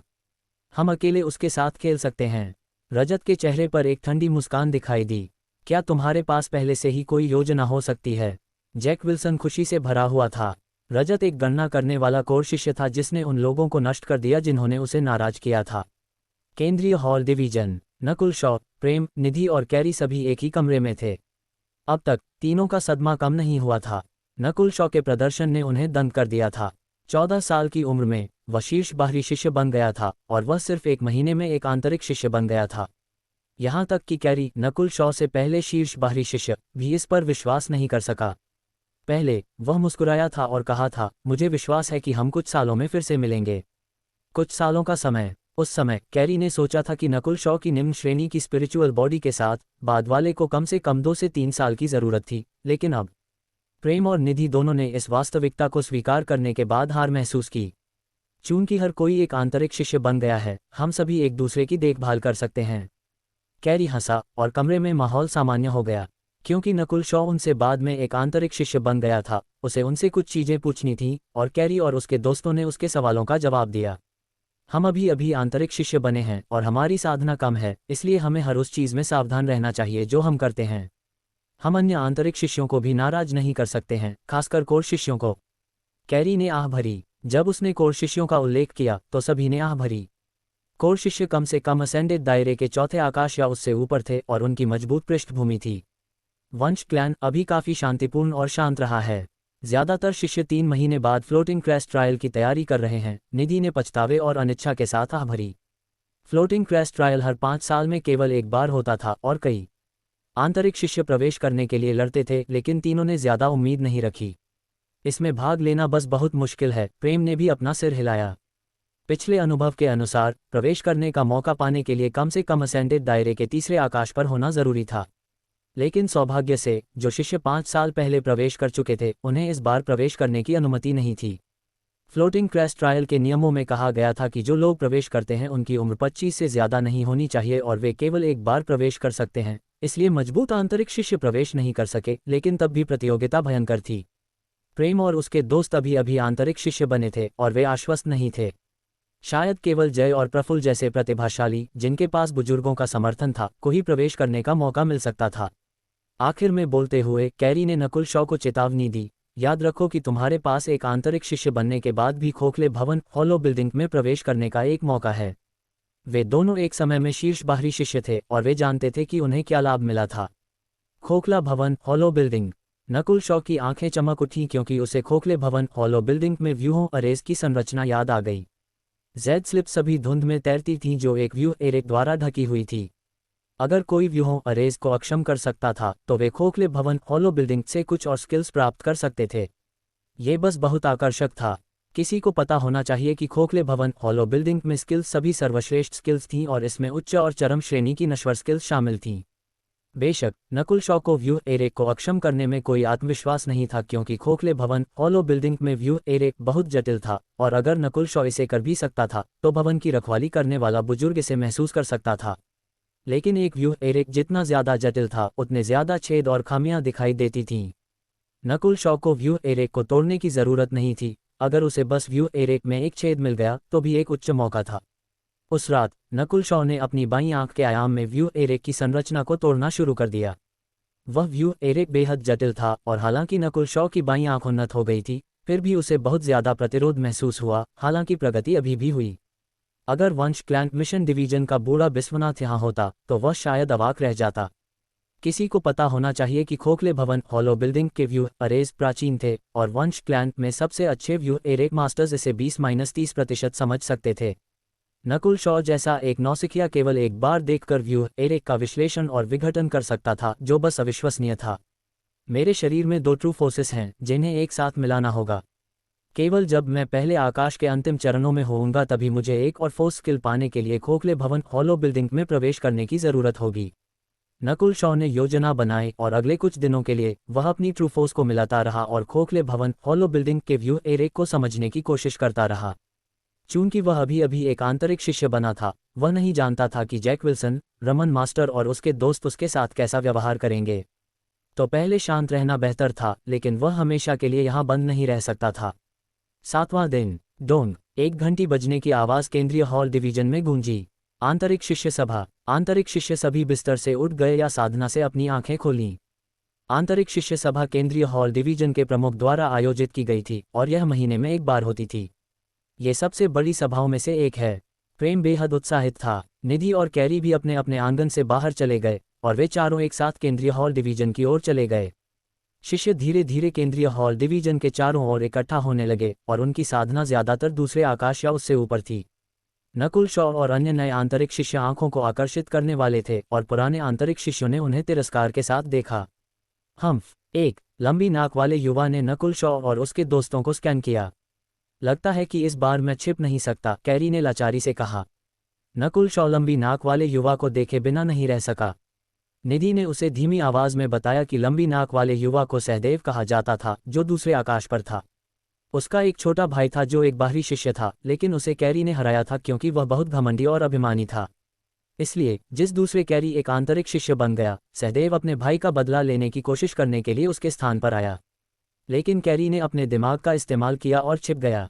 लेकिन आज आंतरिक शिष्यों की सभा थी, इसलिए अगर उसने छिपने की कोशिश भी की तो वह नहीं कर सका। अध्याय 141 लाइटनिंग विंडपाम ने दिखाई अपनी ताकत। जब निधि नकुल, शॉ से धीमी आवाज में बात कर रही थी, तभी लंबे नुकीले नाक वाले सहदेव ने ठंडे चेहरे के साथ कैरी की तरफ कुछ दबाव छोड़ना शुरू कर दिया। तुम कमीनों, यहाँ आओ। सहदेव की भौहें सिकुड़ी क्योंकि उसने नकुल, शॉ और उसके साथियों को ठंडी निगाह से देखा। उसका निशाना कैरी था, लेकिन अगर दूसरे कमीने अपना काम नहीं करते तो उसे उन सभी को एक साथ सबक सिखाने में कोई आपत्ति नहीं थी। 2 अंदरूनी शिष्य सहदेव के पीछे चुलबुले अंदाज के साथ खड़े थे। वे दोनों भी दूसरे आकाश में पहुंच चुके थे। वे तीनों ही आरोही दायरे के दूसरे आकाश में थे, जो भगवान भुवान के समान था। भाई नकुल, भाई प्रेम, बहन निधि, मैं अपना काम खुद देख लूंगा। कैरी अकेले बाहर चला गया, वह दूसरों को इसमें शामिल नहीं करना चाहता था। प्रेम ने एक सांस छोड़ी और तुरंत ही उसने और कैरी के बीच एक दूरी बना ली। सहदेव और उसके साथी सभी आरोही दायरे के दूसरे आकाश में थे और वे ऐसे लोग नहीं थे जिन्हें वह नाराज कर सके। नकुल, शॉ को भी निधि ने एक तरफ खींच लिया। कुल अभ्यास की अनुमति देता है, लेकिन क्योंकि हर अंदरूनी शिष्य यहाँ इकट्ठा हो रहा है, वे पूरी तरह से नहीं लड़ेंगे। निधि ने नकुल, शॉ को समझाया। ये साफ था कि वह और प्रेम कैरी के मामलों में शामिल नहीं होना चाहते थे। भले ही उनका रिश्ता ठीक ठाक था, लेकिन वे उसके लिए बड़े अंदरूनी शिष्यों को नाराज नहीं करना चाहते थे। हा, कैरी, कोई भी तुम्हारी मदद करने की हिम्मत नहीं करता। सहदेव ने अहंकारी तरीके से हंसा। उसे नकुल, शॉ और उन लोगों के अपनी जगह जानने का एहसास अच्छा लगा। कैरी का दिल थोड़ा ठंडा हो गया, भले ही उसने अकेले रहने के लिए खुद को तैयार कर लिया था। शिष्यों ने जल्द ही उनके लिए पर्याप्त जगह बना दी और किसी ने हस्तक्षेप नहीं किया। मुझे अपनी शीर्ष बाहरी शिष्य की ताकत देखने दो। सहदेव के शरीर से ऊर्जा का एक मजबूत प्रवाह निकला, क्योंकि उसके आरोही दायरे के दूसरे आकाश की आभा ने कैरी पर दबाव डाला। हर आकाश का फर्क स्वर्ग और पृथ्वी जैसा था। दूसरे आकाश में प्रशिक्षुओं की असली शक्ति पहले से पूरी तरह से एक नए स्तर पर थी। उसका सामना करते हुए कैरी ठीक से सांस भी नहीं ले पा रहा था। लेकिन वह आखिरकार एक समय का शीर्ष बाहरी शिष्य था और वह एक ही पद के लोगों की तुलना में ज्यादा मजबूत था। आश्चर्यजनक पंख की तलवार। कैरी ने अपनी बाँह आगे बढ़ाई और सर्दियों में बर्फ की तरह सफ़ेद रोशनी की एक चमक दिखाई दी। तलवार की रोशनी अजीब थी क्योंकि वह बिजली की तरह तेज थी, लेकिन साथ ही पंख की तरह शुद्ध सफ़ेद थी। क्रोधित 3 तलवार की रोशनी।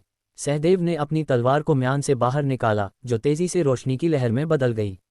डिंग डिंग डिंग, दोनों चालें एक दूसरे से टकराईं, क्योंकि टकराने की तेज आवाज़ें आईं। आरोही दायरे की शक्ति ऐसी नहीं थी जिसकी तुलना समेकित दायरे से की जा सके। कोई भी बची हुई ऊर्जा समेकित दायरे के 9वें पद के किसी भी प्रशिक्षु को तुरंत मार सकती थी। ये कैरी उम्मीद से ज्यादा बेहतर है। उसकी मध्यम श्रेणी की नश्वर तलवार कला में कुशलता से प्रशिक्षण दिया गया है। वह शीर्ष बाहरी शिष्य के खिताब के लायक है, क्योंकि वह बिना हारे दूसरे आकाश के किसी के खिलाफ लड़ने में सक्षम है। दर्शक हैरान थे। कैरी की ताकत उम्मीद से ज्यादा मजबूत थी और वह हार नहीं रहा था। कोई आश्चर्य नहीं कि वह शीर्ष बाहरी शिष्य बन सकता था। नकुल, शॉ ने सुना था कि कैरी ने आरोही दायरे के किसी को तब हराया था जब बाद वाला सिर्फ आधे कदम के आरोही दायरे में था। ऐसा लगता है कि अब यह अफवाह सच हो सकती है। 10 चालें, 20 चालें। सहदेव बहुत गंभीर था क्योंकि उसने गहरी सांस ली और उसके शरीर से एक मजबूत असली शक्ति निकली, जिसने उसके हमलों को और भी ज्यादा हिंसक बना दिया। सभी ने महसूस किया कि सहदेव की तलवार ज्यादा भयंकर और तेज हो गई। शश। कैरी की बर्फ जैसी सफ़ेद तलवार पर एक गैप दिखाई दिया क्योंकि हवा में चिंगारियां चमक रही थीं। वह एक नश्वर श्रेणी की तलवार है। ये सही है, इसे हमारे लोहार गुरु चिन्मय ने बनाया था और उन्होंने कुल 36 ही बनाए थे। नश्वर श्रेणी की पवित्र तलवार के आने से स्थिति बदल गई। एक बार जब सहदेव ने जिंगयू तलवार की शक्ति का इस्तेमाल किया तो उसका हमला और भी मजबूत हो गया और कुछ ही चालों के भीतर कैरी की तलवार खराब हो गई और बाद वाले पर खून के निशान पड़ गए। इस दुनिया में कई हथियार हैं और उन्हें विभिन्न श्रेणियों में विभाजित किया गया है, नश्वर, आध्यात्मिक, पृथ्वी और आकाश। हर श्रेणी को निम्न, मध्यम, उच्च और शिखर में विभाजित किया गया है, जैसे कि कौशल। इस महाद्वीप में आध्यात्मिक श्रेणी या उससे ऊपर के हथियार आमतौर पर खो गए हैं।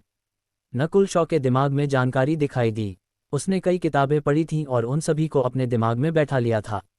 आध्यात्मिक श्रेणी या उससे ऊपर के हर हथियार में अपार शक्ति थी और वे स्वर्ग और पृथ्वी को नष्ट कर सकते थे। जाहिर है, टूटे हुए चांद कुल के पास एक था और यह कुल के मारने वाली चालों में से एक था। यहाँ तक कि सबसे कम नश्वर श्रेणी के हथियार में भी खतरनाक शक्ति थी। नकुल शॉ ने पाया कि सहदेव की शक्ति में 40-50% की वृद्धि में से कम 30% तलवार से और 20% उसकी असली शक्ति बढ़ाने से आया था। बस कुछ ही पलों में कैरी चोटों से भर गया। जे ऐसा लगता है कि शीर्ष बाहरी शिष्य की ताकत बस इतनी ही है। सहदेव के पास नश्वर श्रेणी का हथियार था और उसने जानबूझकर जीत हासिल नहीं की क्योंकि वह कैरी के साथ खेलना चाहता था और उसके हमले सटीक थे। कैरी को गंभीर चोट नहीं लगी थी, लेकिन दर्द जरूर हुआ होगा। तुम जीत गए हो, अब रुक जाओ, नकुल शॉ ने आखिरकार एक तरफ से कहा। अब तक कैरी भी हार मान चुका था, लेकिन सहदेव सिर्फ ठंडी हंसी हंसा। जब तक वह जमीन पर घुटने टेककर मेरे भाई के सामने माफी नहीं मांगता, तब तक ये फिर से होगा। श्वा, नकुल शॉ एक धुंधलेपन में बदल गया और सीधे सहदेव की पीठ की तरफ चला गया। अरे कमीने, रुको, दूसरे आकाश के दोनों दोस्तों ने चिल्लाकर कहा, लेकिन वे समय पर प्रतिक्रिया नहीं दे पाए। नकुल शॉ की गति बहुत तेज थी और यह भ्रम से भरी थी। लाइटनिंग विंड पाम, नीले बालों वाला एक आंख वाला युवक सहदेव के पीछे दिखाई दिया और बिजली की आवाज के साथ अपनी हथेली को बाहर निकाला। सहदेव को केवल अपने कानों में आवाज से कंपन महसूस हुआ और वह मुश्किल से मुड़ पाया और इसे रोकने के लिए एक हथेली बाहर भेजी। पेंग, हावी हथेली बिजली को भेदती हुई दिखाई दी और खतरनाक आभा ने आसपास के दूसरों को हैरान कर दिया। क्या खतरनाक चाल है! केवल कुछ ही लोग उस चाल को साफ साफ देख पाए। बूम! सहदेव को उड़ता हुआ भेज दिया गया क्योंकि उसके कपड़े फट गए और उसके शरीर के कुछ हिस्से जल गए। तुमने मुझ पर चोरी छिपे हमला किया, सहदेव ने एक कांपती हुई आवाज में एक पीले सफेद चेहरे के साथ कहा। हाँ, मैंने तुम पर चोरी छिपे हमला किया। नकुल शॉ ने अपनी बाहें मोड़ लीं और सहदेव पर ठंडी निगाह डाली। वाह! सहदेव ने जबरदस्ती अपनी असली शक्ति को प्रसारित करने की कोशिश की, लेकिन उसने इसके बजाय मुंह भर खून थूका। नकुल शॉ की हथेली ने उसे पहले ही गंभीर रूप से घायल कर दिया था और अब वह इतना गुस्से में था कि उसने खून खांस दिया। वह क्या चाल थी! आसपास के शिष्यों ने आखिरकार अपने होश में आए, लेकिन वे अभी भी दंग थे। हालांकि नकुल शॉ ने सहदेव पर चोरी छिपे हमला किया था, फिर भी वे देख सकते थे कि उस हथेली की शक्ति कितनी खतरनाक थी। लाइटनिंग विंड पाम, यह जरूर लाइटनिंग विंड पाम होगी। वह आदमी पागल हो गया है, आरोही दायरे के तीसरे आकाश के एक शिष्य ने जल्द ही चिल्लाकर कहा। लाइटनिंग विंड पाम, अंदरूनी शिष्यों के चेहरे बदल गए। हर व्यक्ति जिसने लाइटनिंग विंड पाम में प्रशिक्षण लिया था, वे सभी पागल कमीने थे। कुछ साल पहले एक पागल कमीना जिसने लाइटनिंग विंड पाम का प्रशिक्षण लिया था, उसने इस कौशल का उपयोग किया था और वह अपने से 2 आकाश ऊंचे किसी को मारने में सक्षम था, हालांकि वह आखिरकार मर गया। इस समय हर किसी ने नकुल शॉ को सावधानी के साथ देखा, जैसे कि वे एक बम को देख रहे हों जो किसी भी समय फट सकता था। जैसा कि उन्होंने कहा, कोई भी जिसने लाइटनिंग विंड पाम का प्रशिक्षण लिया था, वे पागल थे। ऐसे किसी को नाराज नहीं करना चाहिए। एक कहावत थी, कमजोर ताकतवर से डरते हैं, ताकतवर हिंसक से डरते हैं और हिंसक उन लोगों से डरते हैं जो अपनी जान की कीमत नहीं करते। और जिन लोगों ने लाइटनिंग विंड पाम का प्रशिक्षण लिया था, वे सभी ऐसे लोग थे जिन्हें अपनी जान की परवाह नहीं थी, क्योंकि यह कौशल बहुत खतरनाक था। भले ही कोई भाग्यशाली हो और इसका उच्चतम स्तर तक प्रशिक्षण ले, वे आमतौर पर बिजली से टकराकर मारे जाते थे। जब उन्होंने नकुल शॉ के पहनावे की जांच की तो नीले बाल और एक आंख, उन्होंने एक ठंडी हिचकी ली और नकुल शॉ के पागल होने के उनके संदेह की पुष्टि हुई। इस बच्चे ने मुझ पर चोरी छिपे हमला किया। सहदेव लड़ने की क्षमता खो चुका था, लेकिन उसके 2 दोस्त आरोही दायरे के दूसरे आकाश में थे। हालांकि उन्होंने हमला करने की हिम्मत नहीं की। हवा में नकुल शॉ के नीले बाल स्वतंत्र रूप से बह रहे थे और उसकी ठंडी दाहिनी आंख सहदेव के साथ साथ उसके 2 दोस्तों पर भी नीचे की ओर देख रही थी। वह 2 दूसरे आकाश के शिष्यों का सामना करते हुए भी डरा नहीं था। इसके विपरीत वह उत्साहित था और अपनी होंठों को चाटने से खुद को रोक नहीं पाया। इससे दूसरों को लगा कि नकुल शॉ क्रूर और बर्बर था। क्या नकुल शॉ पागल हो सकता है? प्रेम और निधि ने एक दूसरे को देखा। वास्तव में नकुल शॉ उत्साहित था। लाइटनिंग विंडपाम की शक्ति इतनी मजबूत है। जैसे ही माहौल चरम पर पहुंचा, मुख्य शिष्य यहाँ हैं, दूर से एक चिल्लाहट आई। तनाव कम हो गया और हर कोई आरोही दायरे के चौथे आकाश में कुछ शिष्यों की तरफ मुड़ गया। मुख्य शिष्यों को कुल में विशेष व्यवहार मिलता था और उनके पास एक डीकन के बराबर अधिकार था। हर मुख्य शिष्य के पीछे कुल का एक उच्च स्तर का व्यक्ति था। अरे कमीने, अगली बार जब मैं तुम्हें देखूंगा तो मैं तुम्हें मरने की इच्छा दिला दूंगा। सहदेव चिल्लाया क्योंकि वह मुश्किल से उठने में कामयाब रहा। उसके दो दोस्तों ने भी नकुल शॉ को गुस्से में घूरा, लेकिन फिर उन्हें एहसास हुआ कि बाद वाला उन्हें देख भी नहीं रहा था। नकुल शॉ की नज़र एक निश्चित मुख्य शिष्य पर पड़ी। जो कपड़े मुख्य शिष्यों ने पहने थे वे अंदरूनी शिष्यों से अलग थे। वे अगर चाहें तो वर्दी पहनने की भी जरूरत नहीं थी। जिस मुख्य शिष्य को उसने देखा वह लंबा और सफ़ेद कपड़ों में लिपटा हुआ था। बहन अरुणिता। नकुल शॉ थोड़ी देर के लिए रुक गया, फिर उसने जल्द ही उसके बगल में रितिका को देखा। एक लंबी और थोड़ी छोटी सुंदरियां कई शिष्यों का ध्यान खींच रही थीं। ये वह है। रितिका ने संयोग से नकुल शॉ के नीले बालों और एक आंख को देखा और उसका चेहरा पीला पड़ गया, शायद उसके बुरे दिखने के कारण। ये लड़का अंदरूनी शिष्य कब बन गया? बहन अरुणिता को याद आया कि नकुल शॉ ने उसे कैसे झांका था और उसे कैसे ब्लैकमेल किया गया था। उसका चेहरा तुरंत फीका पड़ गया। अध्याय 142 मुख्य शिष्य। नकुल शॉ थोड़ा अवाक रह गया। बहन अरुणिता एक मुख्य शिष्य थी और उसकी साधना बहुत ऊंची थी। वह सिर्फ ये सोचकर आहें भर सकता था कि उसने एक मुख्य शिष्य को अंदरूनी शिष्य बनने से पहले ही नाराज कर दिया था। इस समय बहन अरुणिता रितिका को सीधे उसके पास ले गई। बहन अरुणिता, क्या हुआ है उसे? आसपास के अंदरूनी शिष्य तुरंत रास्ते से हट गए क्योंकि उन्होंने बहन अरुणिता को तूफान की तरह आते देखा। मुख्य शिष्यों की पहचान ने अंदरूनी शिष्यों को सावधान कर दिया। इसके अलावा बहन अरुणिता को उसके द्वारा की गई मुसीबतों के लिए जाना जाता था और दूसरे मुख्य शिष्य कभी कभी उससे छिपते भी थे। जिससे वह डरता था वही हुआ। बहन अरुणिता ने नकुल शॉ की ओर दबाव डाला और इस दृश्य ने प्रेम और निधि को डरा दिया। वे अभी अभी अंदरूनी शिष्य बने थे और उन्होंने खुद को स्थिर नहीं किया था। वे सिर्फ आत्मरक्षा चाहते थे। बेशर्म कमीने, यह मत सोचो कि मैं तुम्हें उस पोशाक से पहचान नहीं सकती, बहन अरुणिता ने ठंडे लहजे में कहा। आसपास के अंदरूनी शिष्य सभी दंग रह गए। यह नकुल शॉ अभी अभी अंदरूनी शिष्य बना था, तो उसने बहन अरुणिता को कैसे नाराज कर दिया? सहदेव और उसके साथियों ने तुरंत नकुल शॉ को देखकर गुस्से से देखा। बहन अरुणिता अंदरूनी शिष्यों की रानी थी। कैरी, प्रेम और निधि नकुल शॉ के लिए पसीना बहाने से खुद को रोक नहीं पाए।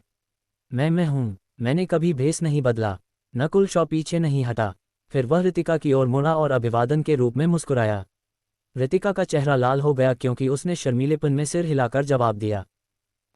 तुम रितिका के साथ छेड़खानी करने की हिम्मत करते हो? बहन अरुणिता से क्रोध की एक अज्ञात भावना निकली क्योंकि उसने अपनी मानसिक ऊर्जा को नकुल शॉ की तरफ भेजा। आसपास के अंदरूनी शिष्य तुरंत पीछे हट गए क्योंकि चौथा आकाश दूसरे आकाशों की तुलना में एक बड़ी छलांग थी। चौथे आकाश के नीचे के किसी भी व्यक्ति को आरोही दायरे के निचले पद का प्रशिक्षु माना जाता था, लेकिन चौथे आकाश या उससे ऊपर का कोई भी व्यक्ति एक कुलीन था। नकुल शॉ सांस नहीं ले पा रहा था, लेकिन उसने धीरे धीरे उस रहस्यमय नीले खून को प्रसारित किया और दबाव आधा हो गया।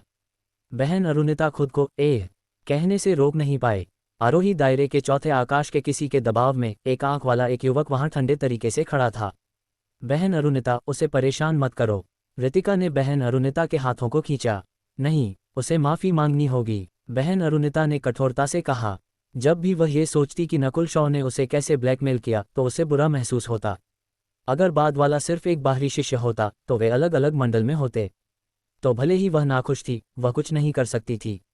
लेकिन नकुल शॉ एक अंदरूनी शिष्य बन गया था और वे दोनों बाद में मिलेंगे। अगर उस दिन की स्थिति बताई गई तो उसका चेहरा कहाँ जाएगा? यह क्या है? नकुल शॉ इतनी जल्दी बहन अरुणिता को कैसे नाराज कर सकता है? मैदान के किनारे से एक हल्की हंसी आई। वह व्यक्ति जैक विल्सन था, लेकिन उसने ये चिल्लाने की हिम्मत नहीं की। उसके बगल में रजत और जय थे, जो दोनों दंग रह गए थे। रजत, एक और मुख्य शिष्य। मैंने सुना है कि वह जय भी साधारण नहीं है।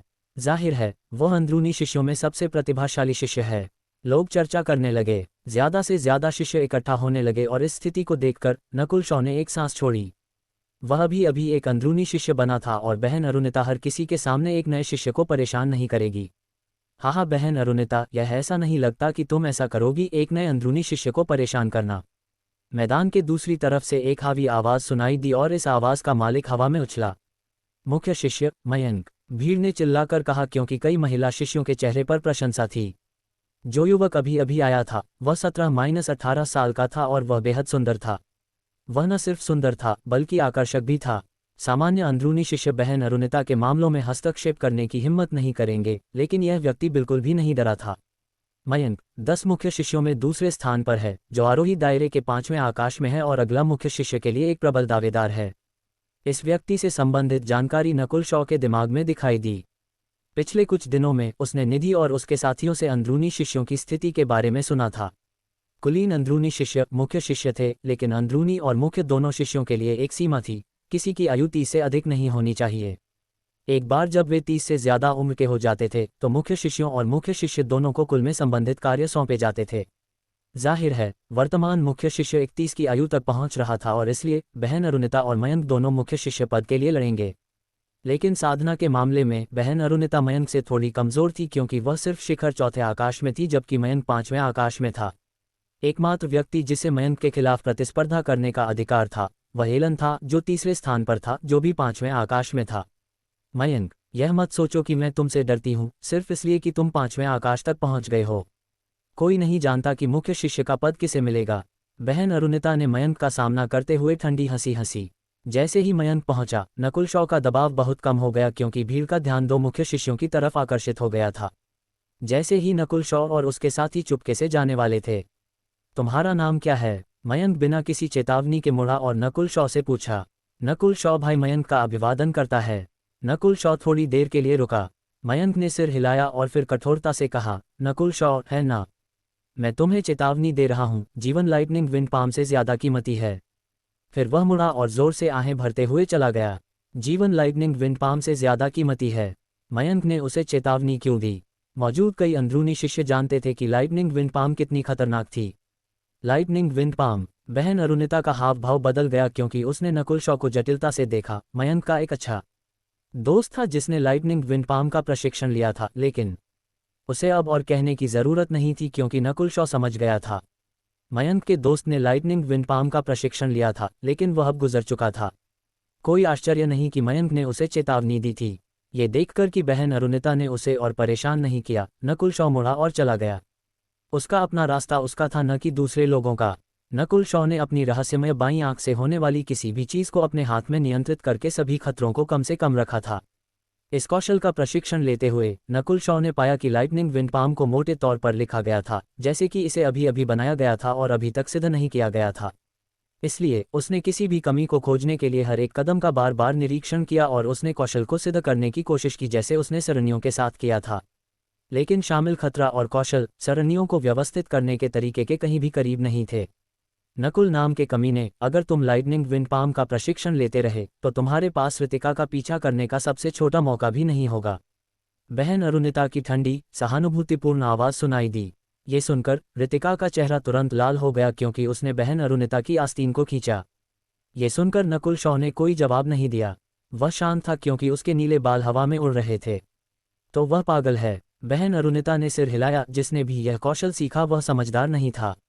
मैदान में ज्यादा से ज्यादा अंदरूनी शिष्य इकट्ठा हो गए और 10 मुख्य शिष्यों में से 9 मौजूद थे, केवल मुख्य शिष्य यहाँ नहीं था। नकुल शॉ की नज़र ने समूह के माध्यम से स्कैन किया और कृति और प्रफुल्ल को देखा। कृति और प्रफुल्ल दोनों तुरंत अंदरूनी शिष्य बन गए। वह लड़का अब एक अंदरूनी शिष्य है। जब उसने नकुल शॉ को देखा तो कृति बहुत हैरान थी। लोगों के झुंड में से नकुल शॉ ने जय और जैक विल्सन को भी देखा।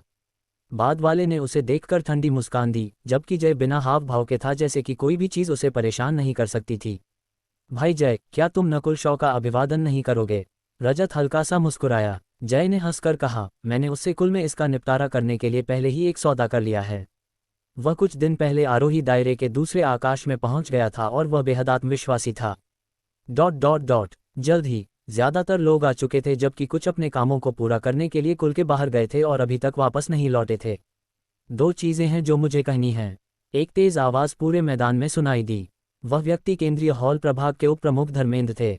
जगह शांत हो गई, यहाँ तक कि मुख्य शिष्यों ने भी कोई आवाज निकालने की हिम्मत नहीं की। पहली चीज मुख्य शिष्यों के बारे में है। जैसा कि आप सभी जानते हैं, मुख्य शिष्य कुछ महीनों में 31 साल के हो जाएंगे और बचे हुए 9 मुख्य शिष्यों में से एक मुख्य शिष्य चुना जाएगा। उपप्रमुख धर्मेंद्र की आवाज़ बिना किसी हाव भाव के थी। हर कोई मुख्य शिष्य के संबंध में प्रतियोगिता के बारे में जानता था, लेकिन उन्हें कोई दिलचस्पी नहीं थी क्योंकि सिर्फ मुख्य शिष्य ही उस जगह को ले पाएंगे। नकुल शॉ को भी पता था कि इसका उससे कोई लेना देना नहीं था। कोई भी मुख्य शिष्य कम से कम आरोही दायरे के चौथे आकाश में था। दूसरी चीज़ फ्लोटिंग क्रेस्ट ट्रायल के बारे में है। जैसे ही उपप्रमुख धर्मेंद्र का वाक्य खत्म हुआ, भीड़ तुरंत चर्चा में टूट पड़ी। शिष्य सभी उत्साहित थे और उम्मीद कर रहे थे, जबकि मुख्य शिष्यों, विशेष रूप से बूढ़े लोगों को कोई प्रतिक्रिया नहीं थी। फ्लोटिंग क्रेस्ट ट्रायल हर 5 साल में एक बार होता था और बूढ़े लोग पहले ही इसमें भाग ले चुके थे। फ्लोटिंग क्रेस्ट ट्रायल 3 महीने के समय में शुरू होगा। पहले की तरह केवल 10 लोग फ्लोटिंग क्रेस्ट ट्रायल में भाग लेंगे। ट्रायल से आधा महीने पहले 10 प्रतिभागियों की पुष्टि करने के लिए एक परीक्षा होगी। उपप्रमुख धर्मेंद्र ने घोषणा की। फ्लोटिंग क्रेस्ट ट्रायल के लिए 10 स्थान, जो हर 5 साल में एक बार होता था। ये सुनकर जैक विल्सन भी अपना उत्साह नहीं रोक पाया। पिछली बार मैं सिर्फ 13 साल का था और मैं सिर्फ आरोही दायरे के दूसरे आकाश में था। गुरु ने मुझे अगले ट्रायल का इंतजार करने और पहले आने के लिए कहा। आत्मविश्वास और युद्ध का इरादा मयंक की आंखों में चमक रहा था। फ्लोटिंग क्रेस्ट ट्रायल और मुख्य शिष्य की लड़ाई दोनों कुछ ही महीनों के समय में होने वाली थीं। ये पहले ही कल्पना की जा सकती थी कि टूटे हुए चांद कुल शांतिपूर्ण नहीं होगा। अध्याय 143 स्वर्गीय पवन देव तकनीक। शीर्ष शिष्य की लड़ाई और फ्लोटिंग क्रेस्ट ट्रायल के बारे में सुनकर सभी आंतरिक शिष्य उत्साहित हो गए। उपप्रमुख धर्मेंद्र ने संतुष्टि से मुस्कुराते हुए सिर हिलाया। आंतरिक शिष्यों में नकुल शॉ केवल आरोही क्षेत्र के पहले आसमान पर था, जो सबसे नीचे था, लेकिन अपनी बाईं आंख और नीले रक्त के कारण वह बेहद आत्मविश्वास से भरा था। जब से वह आरोही क्षेत्र में पहुंचा था, नकुल शॉ ने यह भी नहीं परखा था कि उसके शरीर में वास्तव में किस तरह की शक्ति है। उपप्रमुख धर्मेंद्र ने दोनों बातों को समाप्त करने के बाद कुछ और सामान्य बातें कहीं, जैसे कुछ शिष्यों को उनका काम पूरा न करने की चेतावनी देना। नकुल शॉ जानता था कि आंतरिक शिष्य अधिकतर समय स्वतंत्र होते थे और उन्हें गोत्र से संसाधन मिलते थे, लेकिन नियमों के अनुसार हर 2 महीने में एक आंतरिक शिष्य को एक काम पूरा करना होता था। कुछ आंतरिक शिष्य तो और भी काम करना चाहते थे ताकि उन्हें अधिक योगदान अंक मिल सकें। ये योगदान अंक गुवान पैलेस के युद्ध अंकों के समान थे। उनका आदान प्रदान हथियार, कौशल, गोलियां आदि के लिए किया जा सकता था। टूटे हुए चंद्रमा गोत्र में आंतरिक शिष्य अपने सौंपे गए काम के अलावा कुछ और काम स्वेच्छा से कर सकते थे। यदि किसी के योगदान अंक पर्याप्त होते तो वह खोखले भवन में प्रवेश कर सकता था। सहदेव की जिंगयू तलवार एक निम्न स्तरीय मर्त्य हथियार थी और इसे योगदान अंकों से खरीदा गया था, इसलिए कोई भी आंतरिक शिष्य यह नहीं कहता कि उनके पास बहुत अधिक योगदान अंक हैं। जब मेरी खेती स्थिर हो जाएगी तो मैं भी जाकर कुछ काम स्वीकार करूंगा, नकुल शॉ ने सोचा। सोचते हुए गुवान पैलेस में उसके युद्ध अंक सभी शिष्यों में पहले थे और यह सब लड़ाई में उसकी बाईं आंख की क्षमताओं के कारण था। आधे घंटे बाद सभा आखिरकार समाप्त हो गई और शिष्य अपने अपने रास्ते चले गए। आंतरिक शिष्यों के अपने अपने गुट थे। उदाहरण के लिए जैक विल्सन, जय और रजत एक गुट थे और नकुल शॉ, प्रेम, निधि, साथ ही कैरी भी एक गुट थे। कैरी ने कृतज्ञता व्यक्त की, धन्यवाद भाई शॉ। उस समय प्रेम और निधि थोड़े दोषी महसूस कर रहे थे। आखिर कैरी को धमकाया गया था, लेकिन उन्होंने कुछ भी करने की हिम्मत नहीं की थी। प्रेम बहुत चिढ़ा हुआ था और उसके मन में नकुल शॉ और कैरी को छोड़ने का विचार आया। सबसे पहले कैरी और नकुल शॉ दोनों ने अन्य शिष्यों को नाराज किया था जो उनसे अधिक मजबूत थे। यह विशेष रूप से नकुल शॉ के लिए था, जिसने मुख्य शिष्यों को नाराज किया था। दूसरे, नकुल शॉ और कैरी दोनों की प्रतिभा और क्षमता औसत थी, इसलिए उनके साथ दोस्त बनकर कुछ हासिल नहीं किया जा सकता था। प्रेम ने ठंडी हंसी हंसी और उनसे जल्दी छुटकारा पाना चाहा। प्रेम की आकृति को देखकर नकुल शॉ और कैरी ने एक दूसरे को देखा और सिर हिलाया। नकुल शॉ की गोली बनाने की प्रतिभा उत्कृष्ट है, लेकिन उसने लाइटनिंग विंड पाम को चुना। निधि ने आह भरी। जाते समय उसने कुछ नहीं कहा। बादल देश की राजकुमारी होने के नाते वह नकुल शॉ में निवेश कर रही थी, लेकिन बाद वाले ने खेती का रास्ता और लाइटनिंग विंड पाम चुना था, इसलिए वह विफल होने के लिए नियत था। निधि ने कुछ अन्य प्रतिभाशाली शिष्यों की मदद करने का फैसला किया क्योंकि वह नकुल शॉ पर बहुत अधिक उम्मीद नहीं लगा सकती थी। कैरी को अलविदा कहने के बाद नकुल शॉ अपनी जगह लौट आया। उसका वर्तमान लक्ष्य 2 वास्तविक शक्तियों को मिलाकर अपनी खेती को बढ़ाना था। पलक झपकते ही आधा महीना बीत गया और नकुल शॉ के शरीर में दोनों वास्तविक शक्तियां आखिरकार एक साथ मिल गईं। वास्तविक शक्ति मुख्य रूप से सिल्वर एयर रियल फोर्स थी, क्योंकि रिटर्निंग ब्रेथ रियल फोर्स को अब और प्रशिक्षित नहीं किया जा सकता था। जाहिर है, नई सिल्वर एयर रियल फोर्स में रिटर्निंग ब्रेथ रियल फोर्स के कुछ गुण थे। मिलने की गति मेरी अपेक्षा से कहीं अधिक तेज थी। मेरी खेती पहले आसमान के अंतिम चरणों तक पहुंच गई है, नकुल शॉ ने सिर हिलाया। जैसे जैसे वह शक्तियों को मिला रहा था, वह कभी कभी अपने शरीर को बेहतर बनाने के लिए 1000 पत्तों के तालाब में भी जाता था। वह केवल 1 महीने में पहले आसमान के अंतिम चरणों तक पहुंच गया था। ये गति काफ़ी तेज मानी जाती थी। यहाँ तक कि जिन शिष्यों के पीछे बड़े बुजुर्ग थे, वे भी केवल इतनी ही तेजी से बढ़ सकते थे।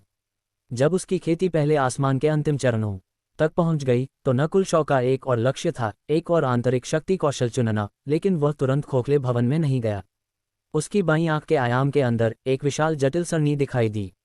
जब नकुल शॉ शक्तियों को मिला रहा था, उसने खोखले भवन की सरणी की संरचनाओं को समझने का प्रयास नहीं छोड़ा।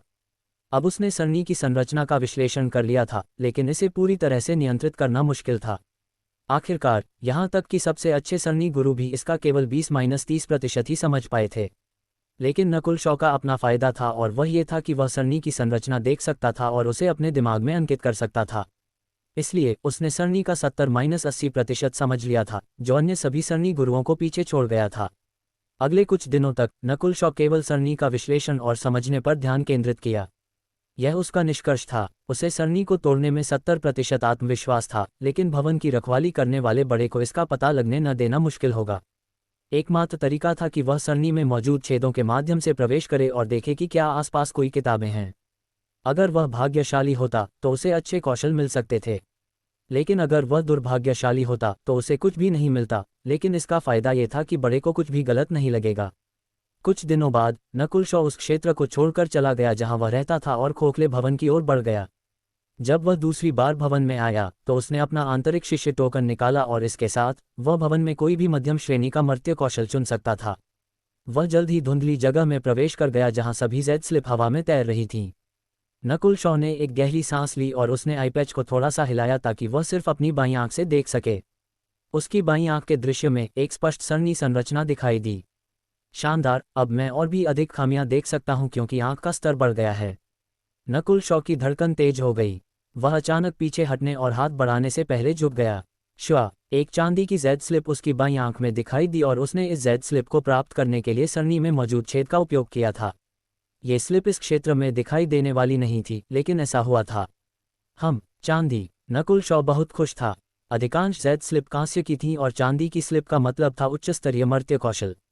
नकुल शॉ ने स्लिप को स्कैन किया और उसने पाया कि यह एक उच्च स्तरीय मर्त्य तलवार कौशल था। उसने आह भरी और इसकी सामग्री की प्रतिलिपि बनाई। थोड़ी देर बाद एक और चांदी की रोशनी चमकी।